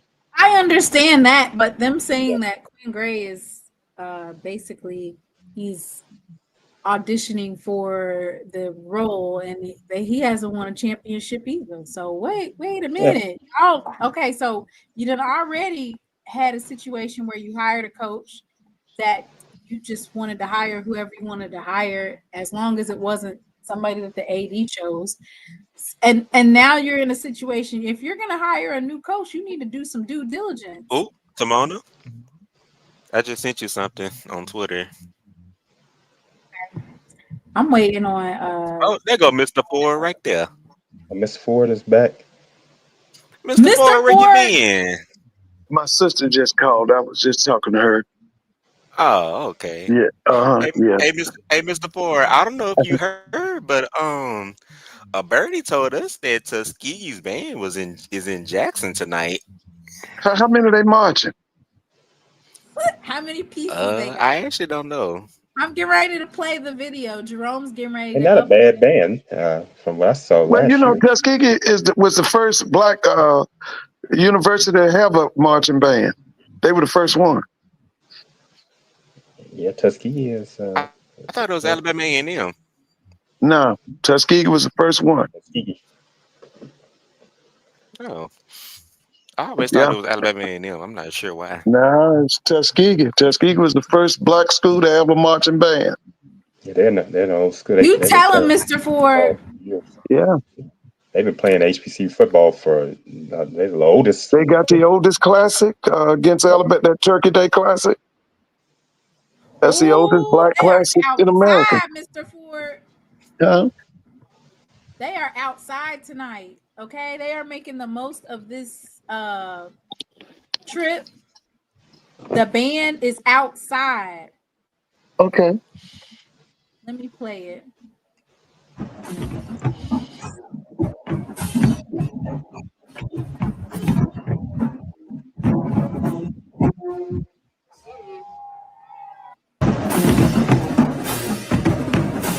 All in parlay. They got over 120 pieces, Mr. Ford. Oh, they do? Yeah. Hey, oh, they do? Does Howard University have 120 pieces? Oh, my God. Mr. Ford, now I just knew you was going to ask Howard that University question. have 120 pieces? Not yet, Mr. Ford. They getting it. Oh, okay. They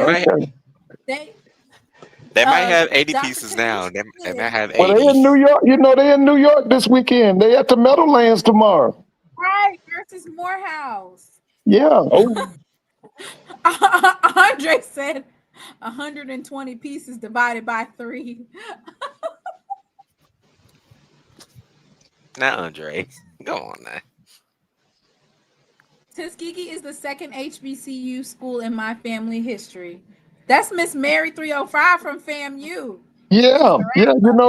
Listen, they used to send the presidents from Tuskegee would go to FAMU. I think J.R. Lee, or one of them guys, he was a Tuskegee graduate. He left Tuskegee and then became the president of Florida A&M. Yeah, Tuskegee. That's why I said Grambling. If it wasn't for Tuskegee, there would not have been Grambling. Thanks to Charles P. Adams being an alumnus. Booker T. Washington they sent a letter to Booker T. Washington, told him to send them a teacher, and he sent them Charles P. Adams. Sure did. Yeah. Lincoln Parish.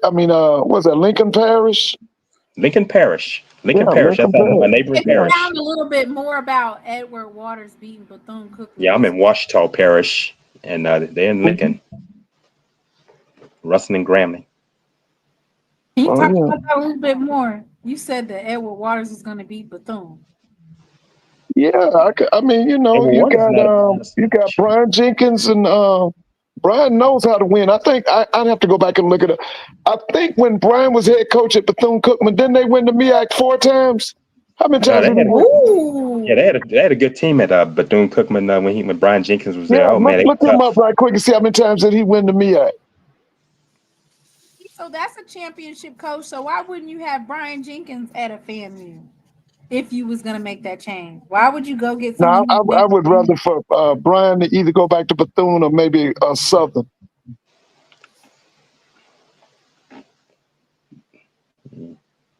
Because I'm telling you, I don't know if you heard me earlier. FAMU has always believed in their own people. They believe in inbreeding. They're very. They've had. I mean, look at the coaches. Ken They're Riley planning. he was a FAMU grad. Earl Holmes was a FAMU grad. Big Jim Williams was a FAMU grad. Who else? There are some that were not, but like Yeah, Billy Joe's. Billy Joe was Villanova. Villanova, Yeah, and that guy Rudy Hubbard was from Ohio State. Ohio State. Woody Hayes product. Yeah. And Woody so Hayes. what's the name? Jake Gaither was a graduate of Knoxville College. Knoxville College. Yeah. Yeah. He got his master's from Ohio State. Yeah. Mississippi was so bad during Jim Crow, they would pay African Americans out of state tuition to Northern University. That was all over the South. Yeah, that was in Georgia too. Yeah, a bunch of my teachers, when I was growing up, they went to Arizona State. The state paid for. That was to keep them from going to the University of Georgia. Yeah, so they would pay them to go to Arizona State and get a master's. That happened to my mother's English teacher in high school in Cicely Island, Louisiana. She's passed on. May she rest in peace. She was a graduate of Southern. Jenny Mitchell. Ms. Mitchell had graduated from Southern, and she was attempting to try to go to LSU, and LSU wouldn't take her. And that's what they did. They paid for her to go up to Ohio State to get her master's, and she got a master's from there. And she came on back to Louisiana. And end up in Cicely Island. That's where she's laid to rest. And that was my mother's English teacher. And what she did, she shared that with them, that education, and they all, a lot of students end up being educated, including my mother. And that's what happened with her. They paid for her to go up there to prevent her from going to LSU. Yeah, Rob went to Iowa. I think Eddie Robinson went to Iowa, didn't he? Yeah, he went to Iowa after Leland. To get his master. That's where he learned Henry back. Yeah, that's where you learned the wing T from. Forrest Savachevsky was the head coach at the University of Iowa. Yes. Houston was a 5-point favorite. Mr. Ford, they get drugged all across the field like it's a money game. Huh? They get Colorado getting drugged all up and down the field like it's a money game. Oh yeah, it's going to be the rest of the season, isn't it? You're going to get beat the whole season? They're going to get beat the whole season. Hey, Mr. Ford, I was telling Timon, I flipped over to the high school game on YouTube. Edna Carr is playing American Heritage. That's the powerhouse out of New Orleans. They play American Heritage. Fort Lauderdale, Carr is nationally ranked. And American Heritage is nationally ranked. Patrick Surtain played at Carr. That's from Alabama. That's his father. I watched his dad play basketball. That's back when I was in high school. I remember Surtain, senior, and he's coaching American Heritage. The game's being played in the Superdome as well. Oh, is it in the Superdome? It's in the Superdome. It's going on right now. Carr is leading 7-0 in the second quarter. Yes, look at that schedule. Colorado's got to play BYU, TCU, Iowa State, Utah. Let's see, all them losses. You know, BYU gonna beat the out of them. TCU gonna beat them. Iowa State's gonna beat them. Yeah, they got a bunch of losses. Like that's what I'm saying. Why would he bench that kid, that salty kid, or some Staub or whoever that boy was? That's a mess. Staub, yeah. Kalani Sitake has a powerful line at BYU. They have to throw off the quarterback this year. They were really going to be good if that quarterback hadn't done what he did. He violated the honor code? Yeah, he did. Yeah, I know they had that honor code, the Church of Jesus Christ of Latter-day Saints. that faith, there's something with that. And the president of the Church of Jesus Christ of Latter-day Saints, Russell Nelson, he's 101 years old, the president. And they show you they set in that way of thinking. Yeah, them moments full of you know what. Oh yeah, yeah. Russell Nelson. Yeah. 101. Yeah. So, Mr. Look at Ford, Blue being messy, Mr. Ford. What he said. Prime to Southern. man, look, no. Oh no, I don't think they want. I don't think those Southern Knights. No, I don't think they want. I don't think he want to mess with those Nah, Southern I ain't Knights. want nothing I to do think he with that. better stay where he is or somewhere else. You want to mess with those Southern Knights? Yeah. Blue came in here Hey, being Blue, messy, talking about what prime you to heard Southern. anything about a quarterback change at the FAMU? Are they still gonna play that Johnson kid? Are they gonna play Jet Blue, Petty or is some of them Blue other on here? kids?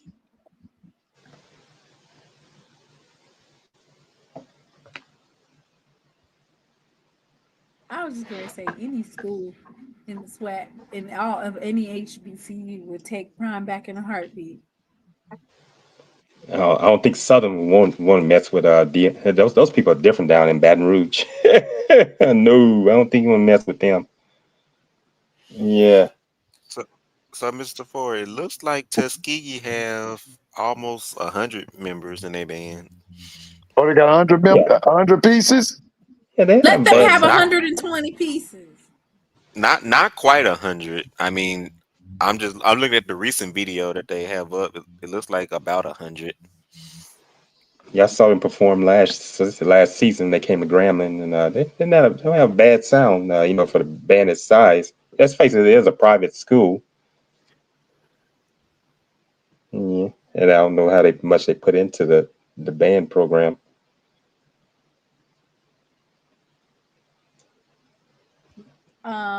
Well, including flag girls.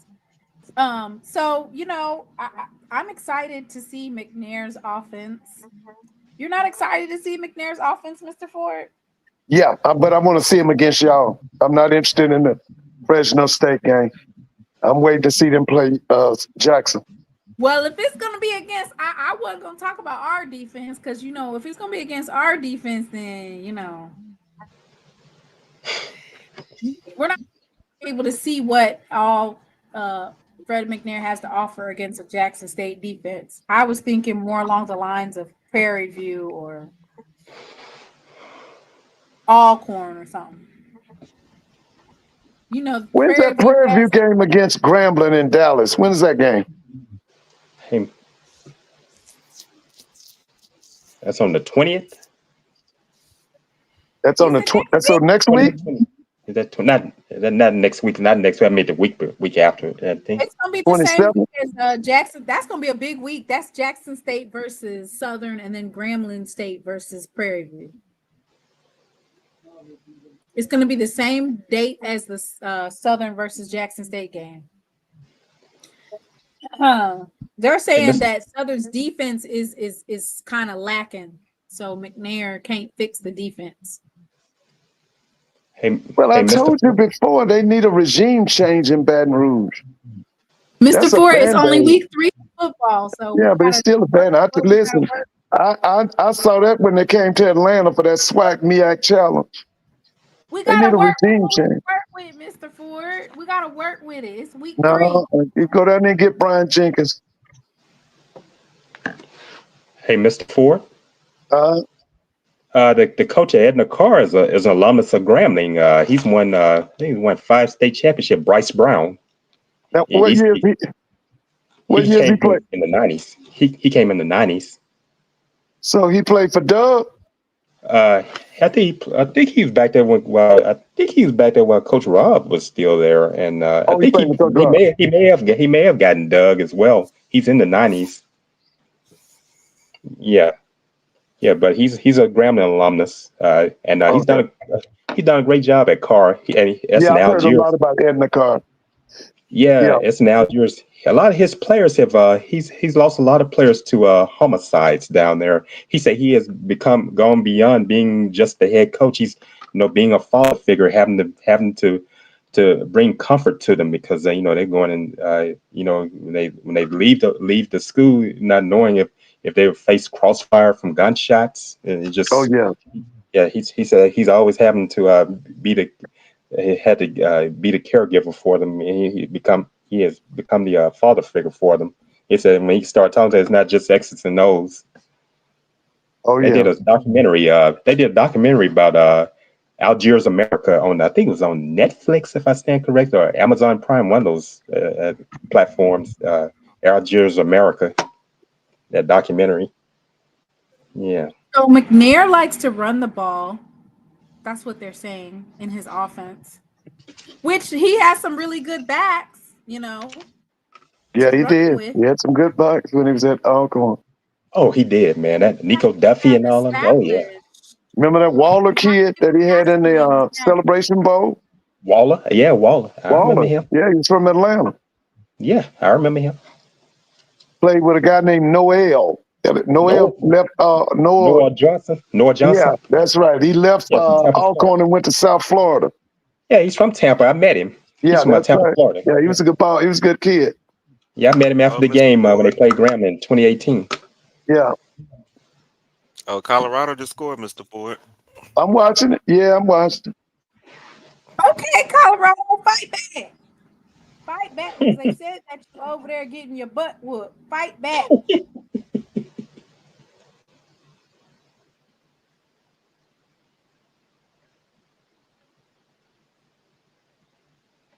Well, I think we've covered everything that we need to cover.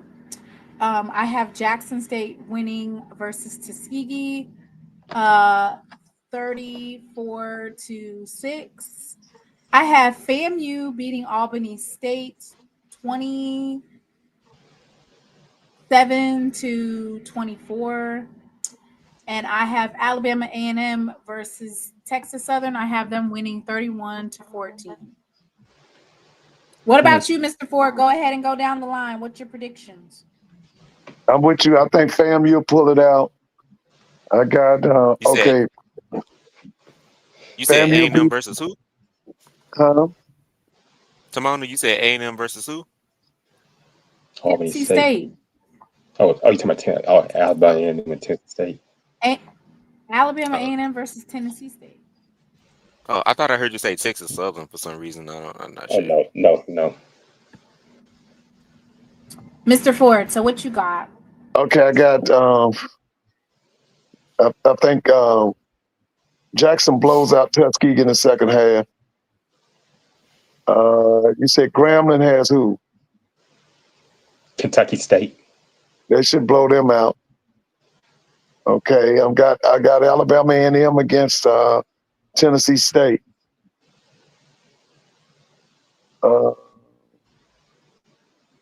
I got South Carolina State blowing out Bethune-Cookman. Oh, Yeah, Chennisberry. There you go with that Chennisberry. Chennisberry. Take over HBCU football. I got Howard blowing out Morehouse in New York tomorrow. Yeah. We in today. Yeah. You said it's gonna be a blowout? Yeah, should be a blowout. And didn't you say Bethune-Cookman? Let's see, Bethune-Cookman's at South Carolina State, right? Yeah. Okay, so I got Alabama State blowing out Miles College, right? Absolutely. Yeah. Okay. Now, who's Alcorn playing tomorrow? Well, you know, Alcorn's in the Southern Heritage Classic this year. They play UAPB. They might win that. If they don't win, they might win that. Like St. Thomas off.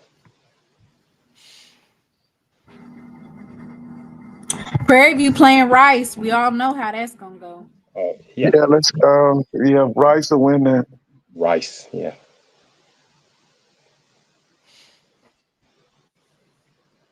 Who you think gonna win between A&T and Hampton? That's a good game. Hampton gonna blow A&T out. Hampton. Wait a minute, Oh, they gonna blow them out? Yeah, they gonna A&T gonna blow them. I mean, Hampton gonna blow them out. See it.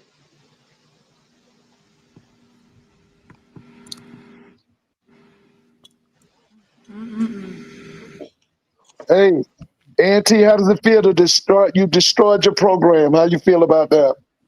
Yeah. You were the talk of the town. You had the best black college athletic program for a while. You were good in football, basketball, track and field. You destroyed it. Earl Hilton and what's his name? Chancellor Martin, Dr. Martin. They Harold destroyed Martin. your That's athletic like Harold program. Martin. Well, they have the students. They said they had They got 15,000 students. 15,000 students. Yeah, Dr. Harold So Martin. they He's should be retired now, able but to he did turn it mess. around, Dr. right? Harold Martin helped destroy that that athletic program. He and Yeah, he Earl came from Hilton. Salem State to A&T. Yeah. Yeah, he helped destroy that program. Athletic fees. Oh they wait, can yeah, get that's right. Yeah, that's right. Auburn plays Mississippi State tomorrow. My bad. I made a mistake on that. Oh, they Okay, Yeah, definitely Mississippi State. so they'll Yeah. get beat 50 to nothing or 60 Yeah, to that's nothing. a check game. You just want to come out of those particular games injury free. Yeah. You know, By the way, when did y'all talk to G? Have y'all talked to G lately? G been going through it. He been going through it, Mr. G. Ford. Send some thoughts and prayers, thoughts and sorrows and prayers to G because he's But been going G, through it. I got something to say, ain't it? What G said, I got something to say. He ain't been really saying nothing. What are you gonna say about that? Yeah, Gio is humble. Yes, I got something to say. Yes, I got something to say. Yes, I got something to say. Yes, I got something. Yeah. He ain't been saying too much. He was talking a little bit of mess. He was, oh Lord. Yeah, it was a G Yeah, so sighting. Yeah. yeah, so Mr. Ford, the Southern Heritage Classic isn't until the 27th. Okay. So we got Alcorn in that, right? Versus Do we? UAPB. Do we? Yeah. Yeah, we got Alcorn. Why are you picking Alcorn? How you know what UAPB got or don't got? Oh. I heard. Well, let's see. You have to get some of them Pine Bluff folks on here to tell us. Yeah, what D-Lob?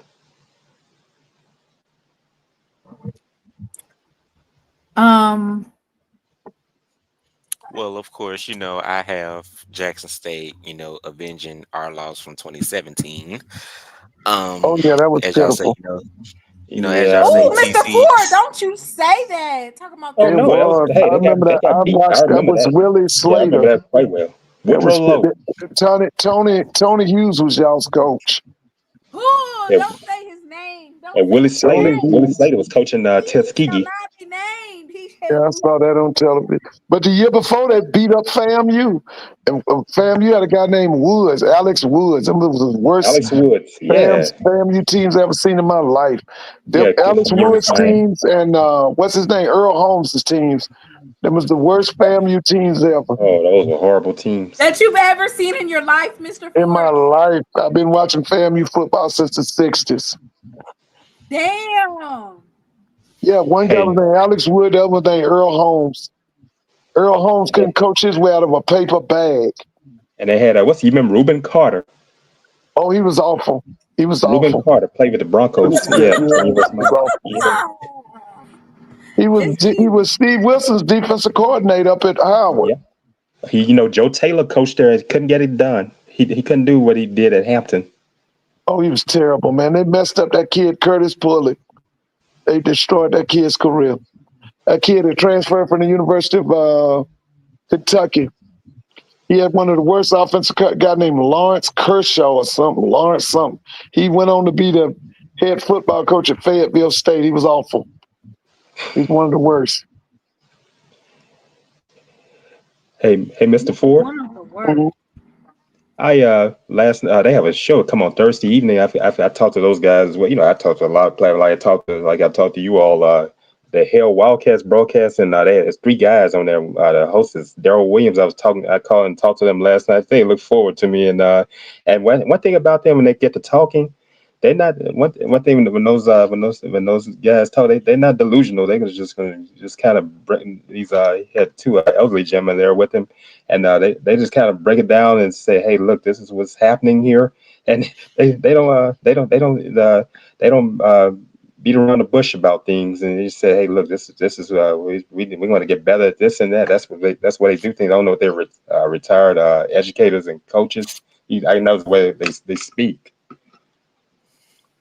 Well, they need to try to find them a head coach. They need a head Yeah, I coach think. bad. Yeah, I think that they kept it. They kept that inside. I think that's what they were thinking on the inside. They not want to come out on the broadcast and say that. But yeah. Yeah. Yeah, so as Tamona say, TC is undefeated in get back games. So, I got us Yeah. And is I, get I back got us games undefeated. We I got got us on avenging our that schedule this loss year. from We 2017. got Tuskegee to get back, and then we have Grambling State to get back, and then we have Alabama State. We already beat them last year, but we have to get them back for our homecoming. We have to win our homecoming, Yeah. And what's another one? Oh, we also got to get back And FAMU in Florida. if you don't think that they are going to look at the way that Andrew Body plays and the way that Alabama State's line plays and those wide receivers, if you don't think that Coach Quinn ain't gonna have something for them for homecoming. Yeah, Mr. Ford, one of those guys is a former Bethune-Cookman player that's on that show. Yeah, he played back years back in the late 60s, early 70s. What was Yeah, his he was name? called. His name, I think it's Larry. I think his name something like Larry Wesley, something like that. I forget his name.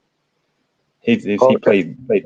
played back. And they talk about Cy McLaren and all those guys. They be on there Yeah, talking. yeah, Darrell Captain Jack. Williams. Yeah, Captain Jack. Captain Jack played Yeah. for the Pittsburgh Steelers. Yeah, they were had him. They were talking about him and see Darrell Williams is the host of the show.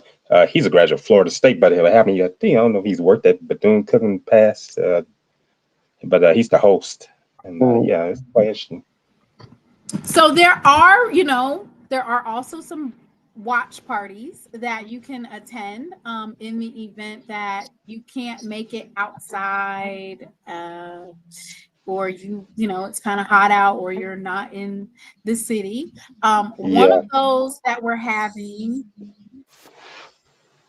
is in Charlotte, North Carolina, the Jackson State University National Alumni Association, the Metro Charlotte chapter, and the Greater Charlotte Area Tuskegee Alumni are going to watch tomorrow, and it will take place at Harold at 3 p.m. So make sure you guys stop by. 3 p.m. Eastern time. Yeah, 3 p.m. Eastern time. It's going to be nice. Just fellowshipping and friends and food and football. What more could you ask for? So, if you are in North Carolina, South Carolina, and you want to make that drive to Charlotte, welcome. All right. Any last words or thoughts? Mr. Ford, are you going to the Tallahassee game? Well, it's up in the air. I should know probably tomorrow morning. That means that I don't have to have SWAC Saturday so late. Yeah. SWAC Saturday will be. Is that the only 7:00 game? Let me see. I wonder, is that the only 7:00 game? I think it's some other night games. Wish we had a night game. Yeah, I can't believe that Jackson playing them scorching games like that in August and September. Well, Alcorn's game against Mississippi State starts at 5. Well, that's a blowout. Yeah, that's gonna be a blowout. That's not gonna be competitive.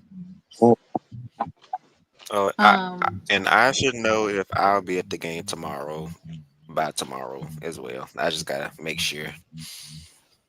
Some last minute things, but hopefully I'll be at the game tomorrow.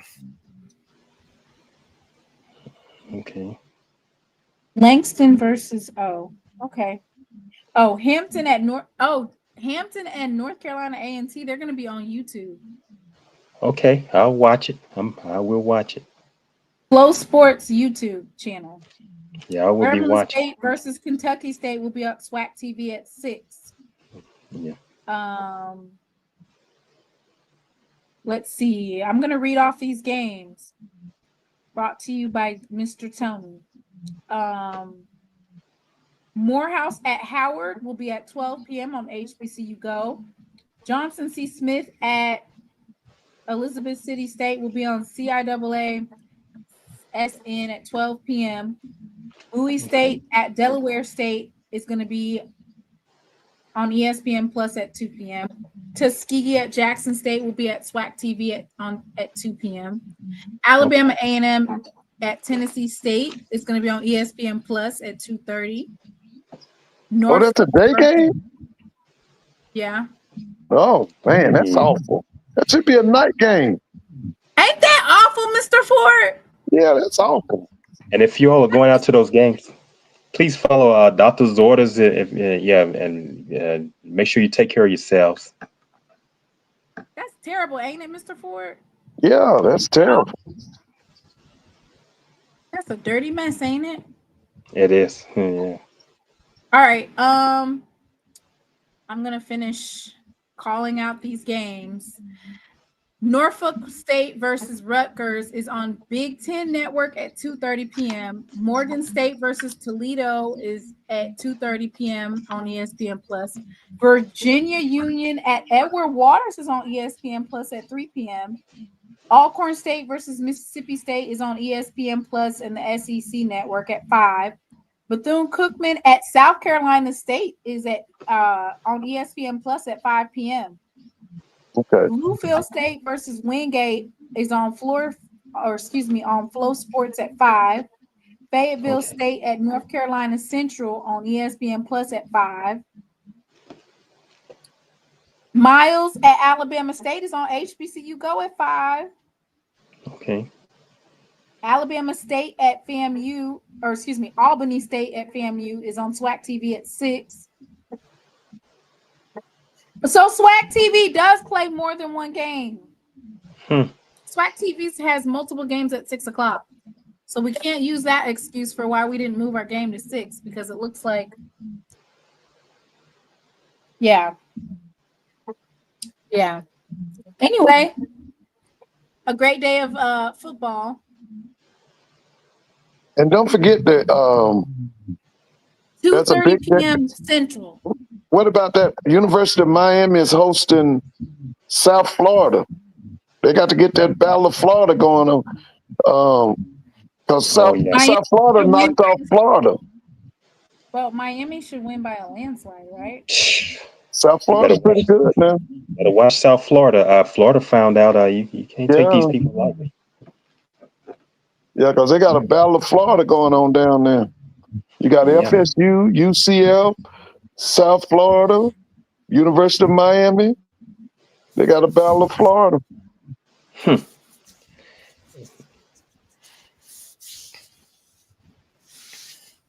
Hey, the Lord watch between me and thee. Oh, while we are absent, one from another. Dang, y'all didn't even help me out tonight. Yes, we are. In Jesus' name. I thought Chuck and Mr. Ford was gonna finish. See, I remember that from the Baptist. Is Mr. Ford still on? Yeah, I'm still on. Oh, okay. I have to say, I know I'm resting peacefully tonight, knowing that I'm the HBCU national champion, and all is going to be well tomorrow. I'm going to be sleeping peacefully. Okay. Now, you know, if Albany State beats FAMU, that hurts the SWAC. Ooh, man, I wouldn't want to go to that meeting. That hurts us. Oh man, look at Notorious B.I.G. Hurt us. Yeah, because a SWAC is FAMU ain't even gotten off their probation yet to be the SWAC. Shit, they won the SWAC. What you talking about? Yeah, they won the SWAC. They are not off probation. They won the SWAC and won the Celebration Bowl in one same season, so they off their probation. Yeah, he beat Howard in that Celebration Bowl. Yeah. You can't slight that. And look, the SWAC is already taking the beating right now between cross FCS conferences. We can't I mean, afford I thought one of our Mr. Ford. schools losing to another. They are D1 still on school. probation. They have, just like they got SACS accreditation, we got SWAC accreditation. You got to be on probation for 5 years. 5? They Dang. Man, what are you talking Yeah. about? Stock Talk said, Mr. Ford, it might hurt the SWAC, but I'll be sleeping comfortably tomorrow night. Who was that?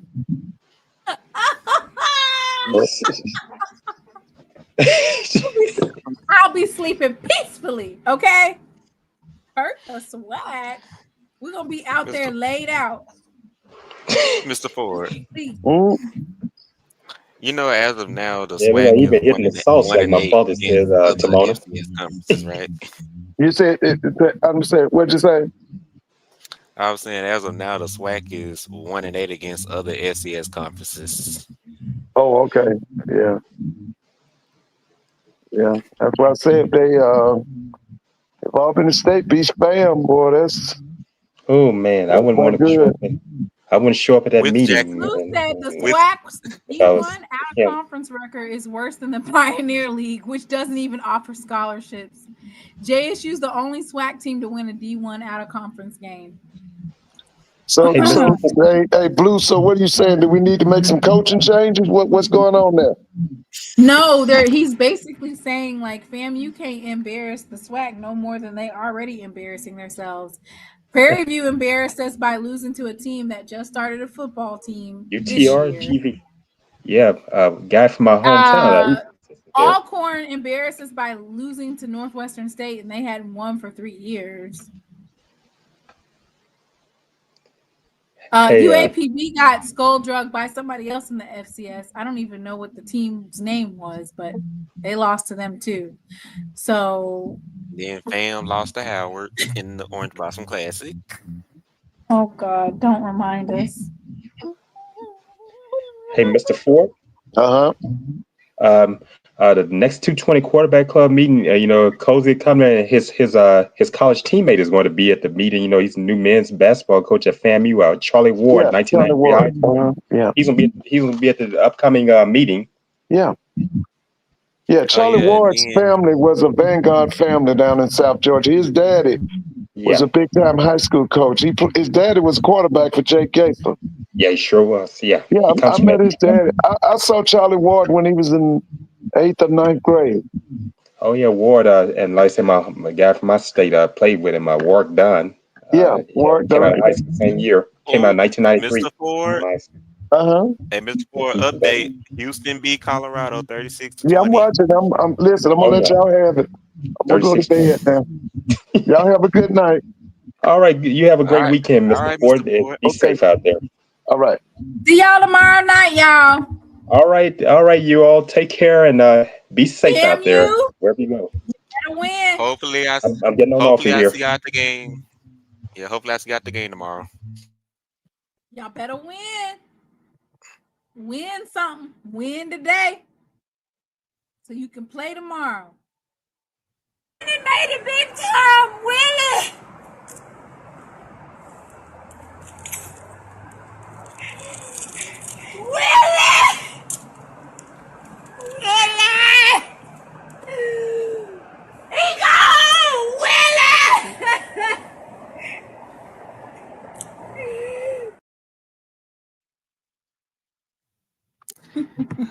Jesus.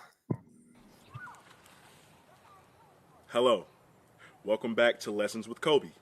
Today, we will be learning the term belt to ass in sign language. First, we're going to break it down. Stay with me. Belt to ass. One more time. Belt to ass. Together now. Belt to ass. And that concludes my lesson. See you next season. I've had some weary days.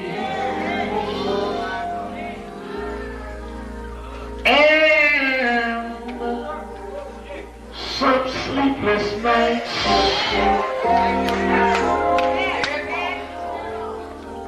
But when I look around, and I think things over, all of my good days outweigh my bad days. I don't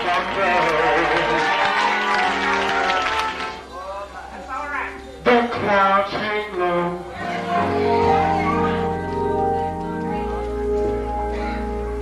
I can hardly see the road.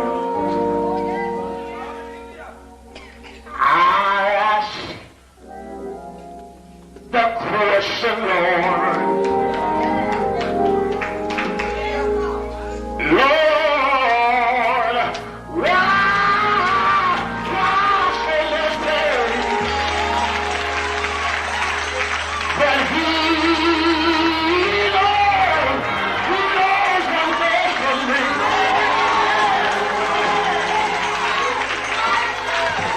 Although my weary eyes, they can't see,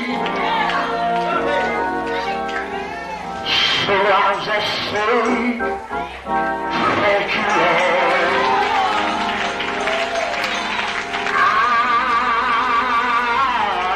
I won't complain.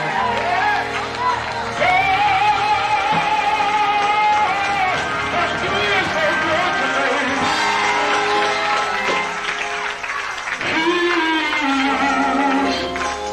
He's been good to me. More than this world I could ever be. He's been so good.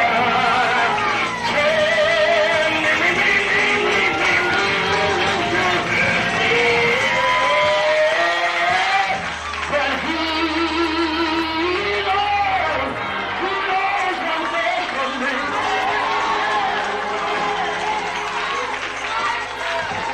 Although my weary eyes, they can't see,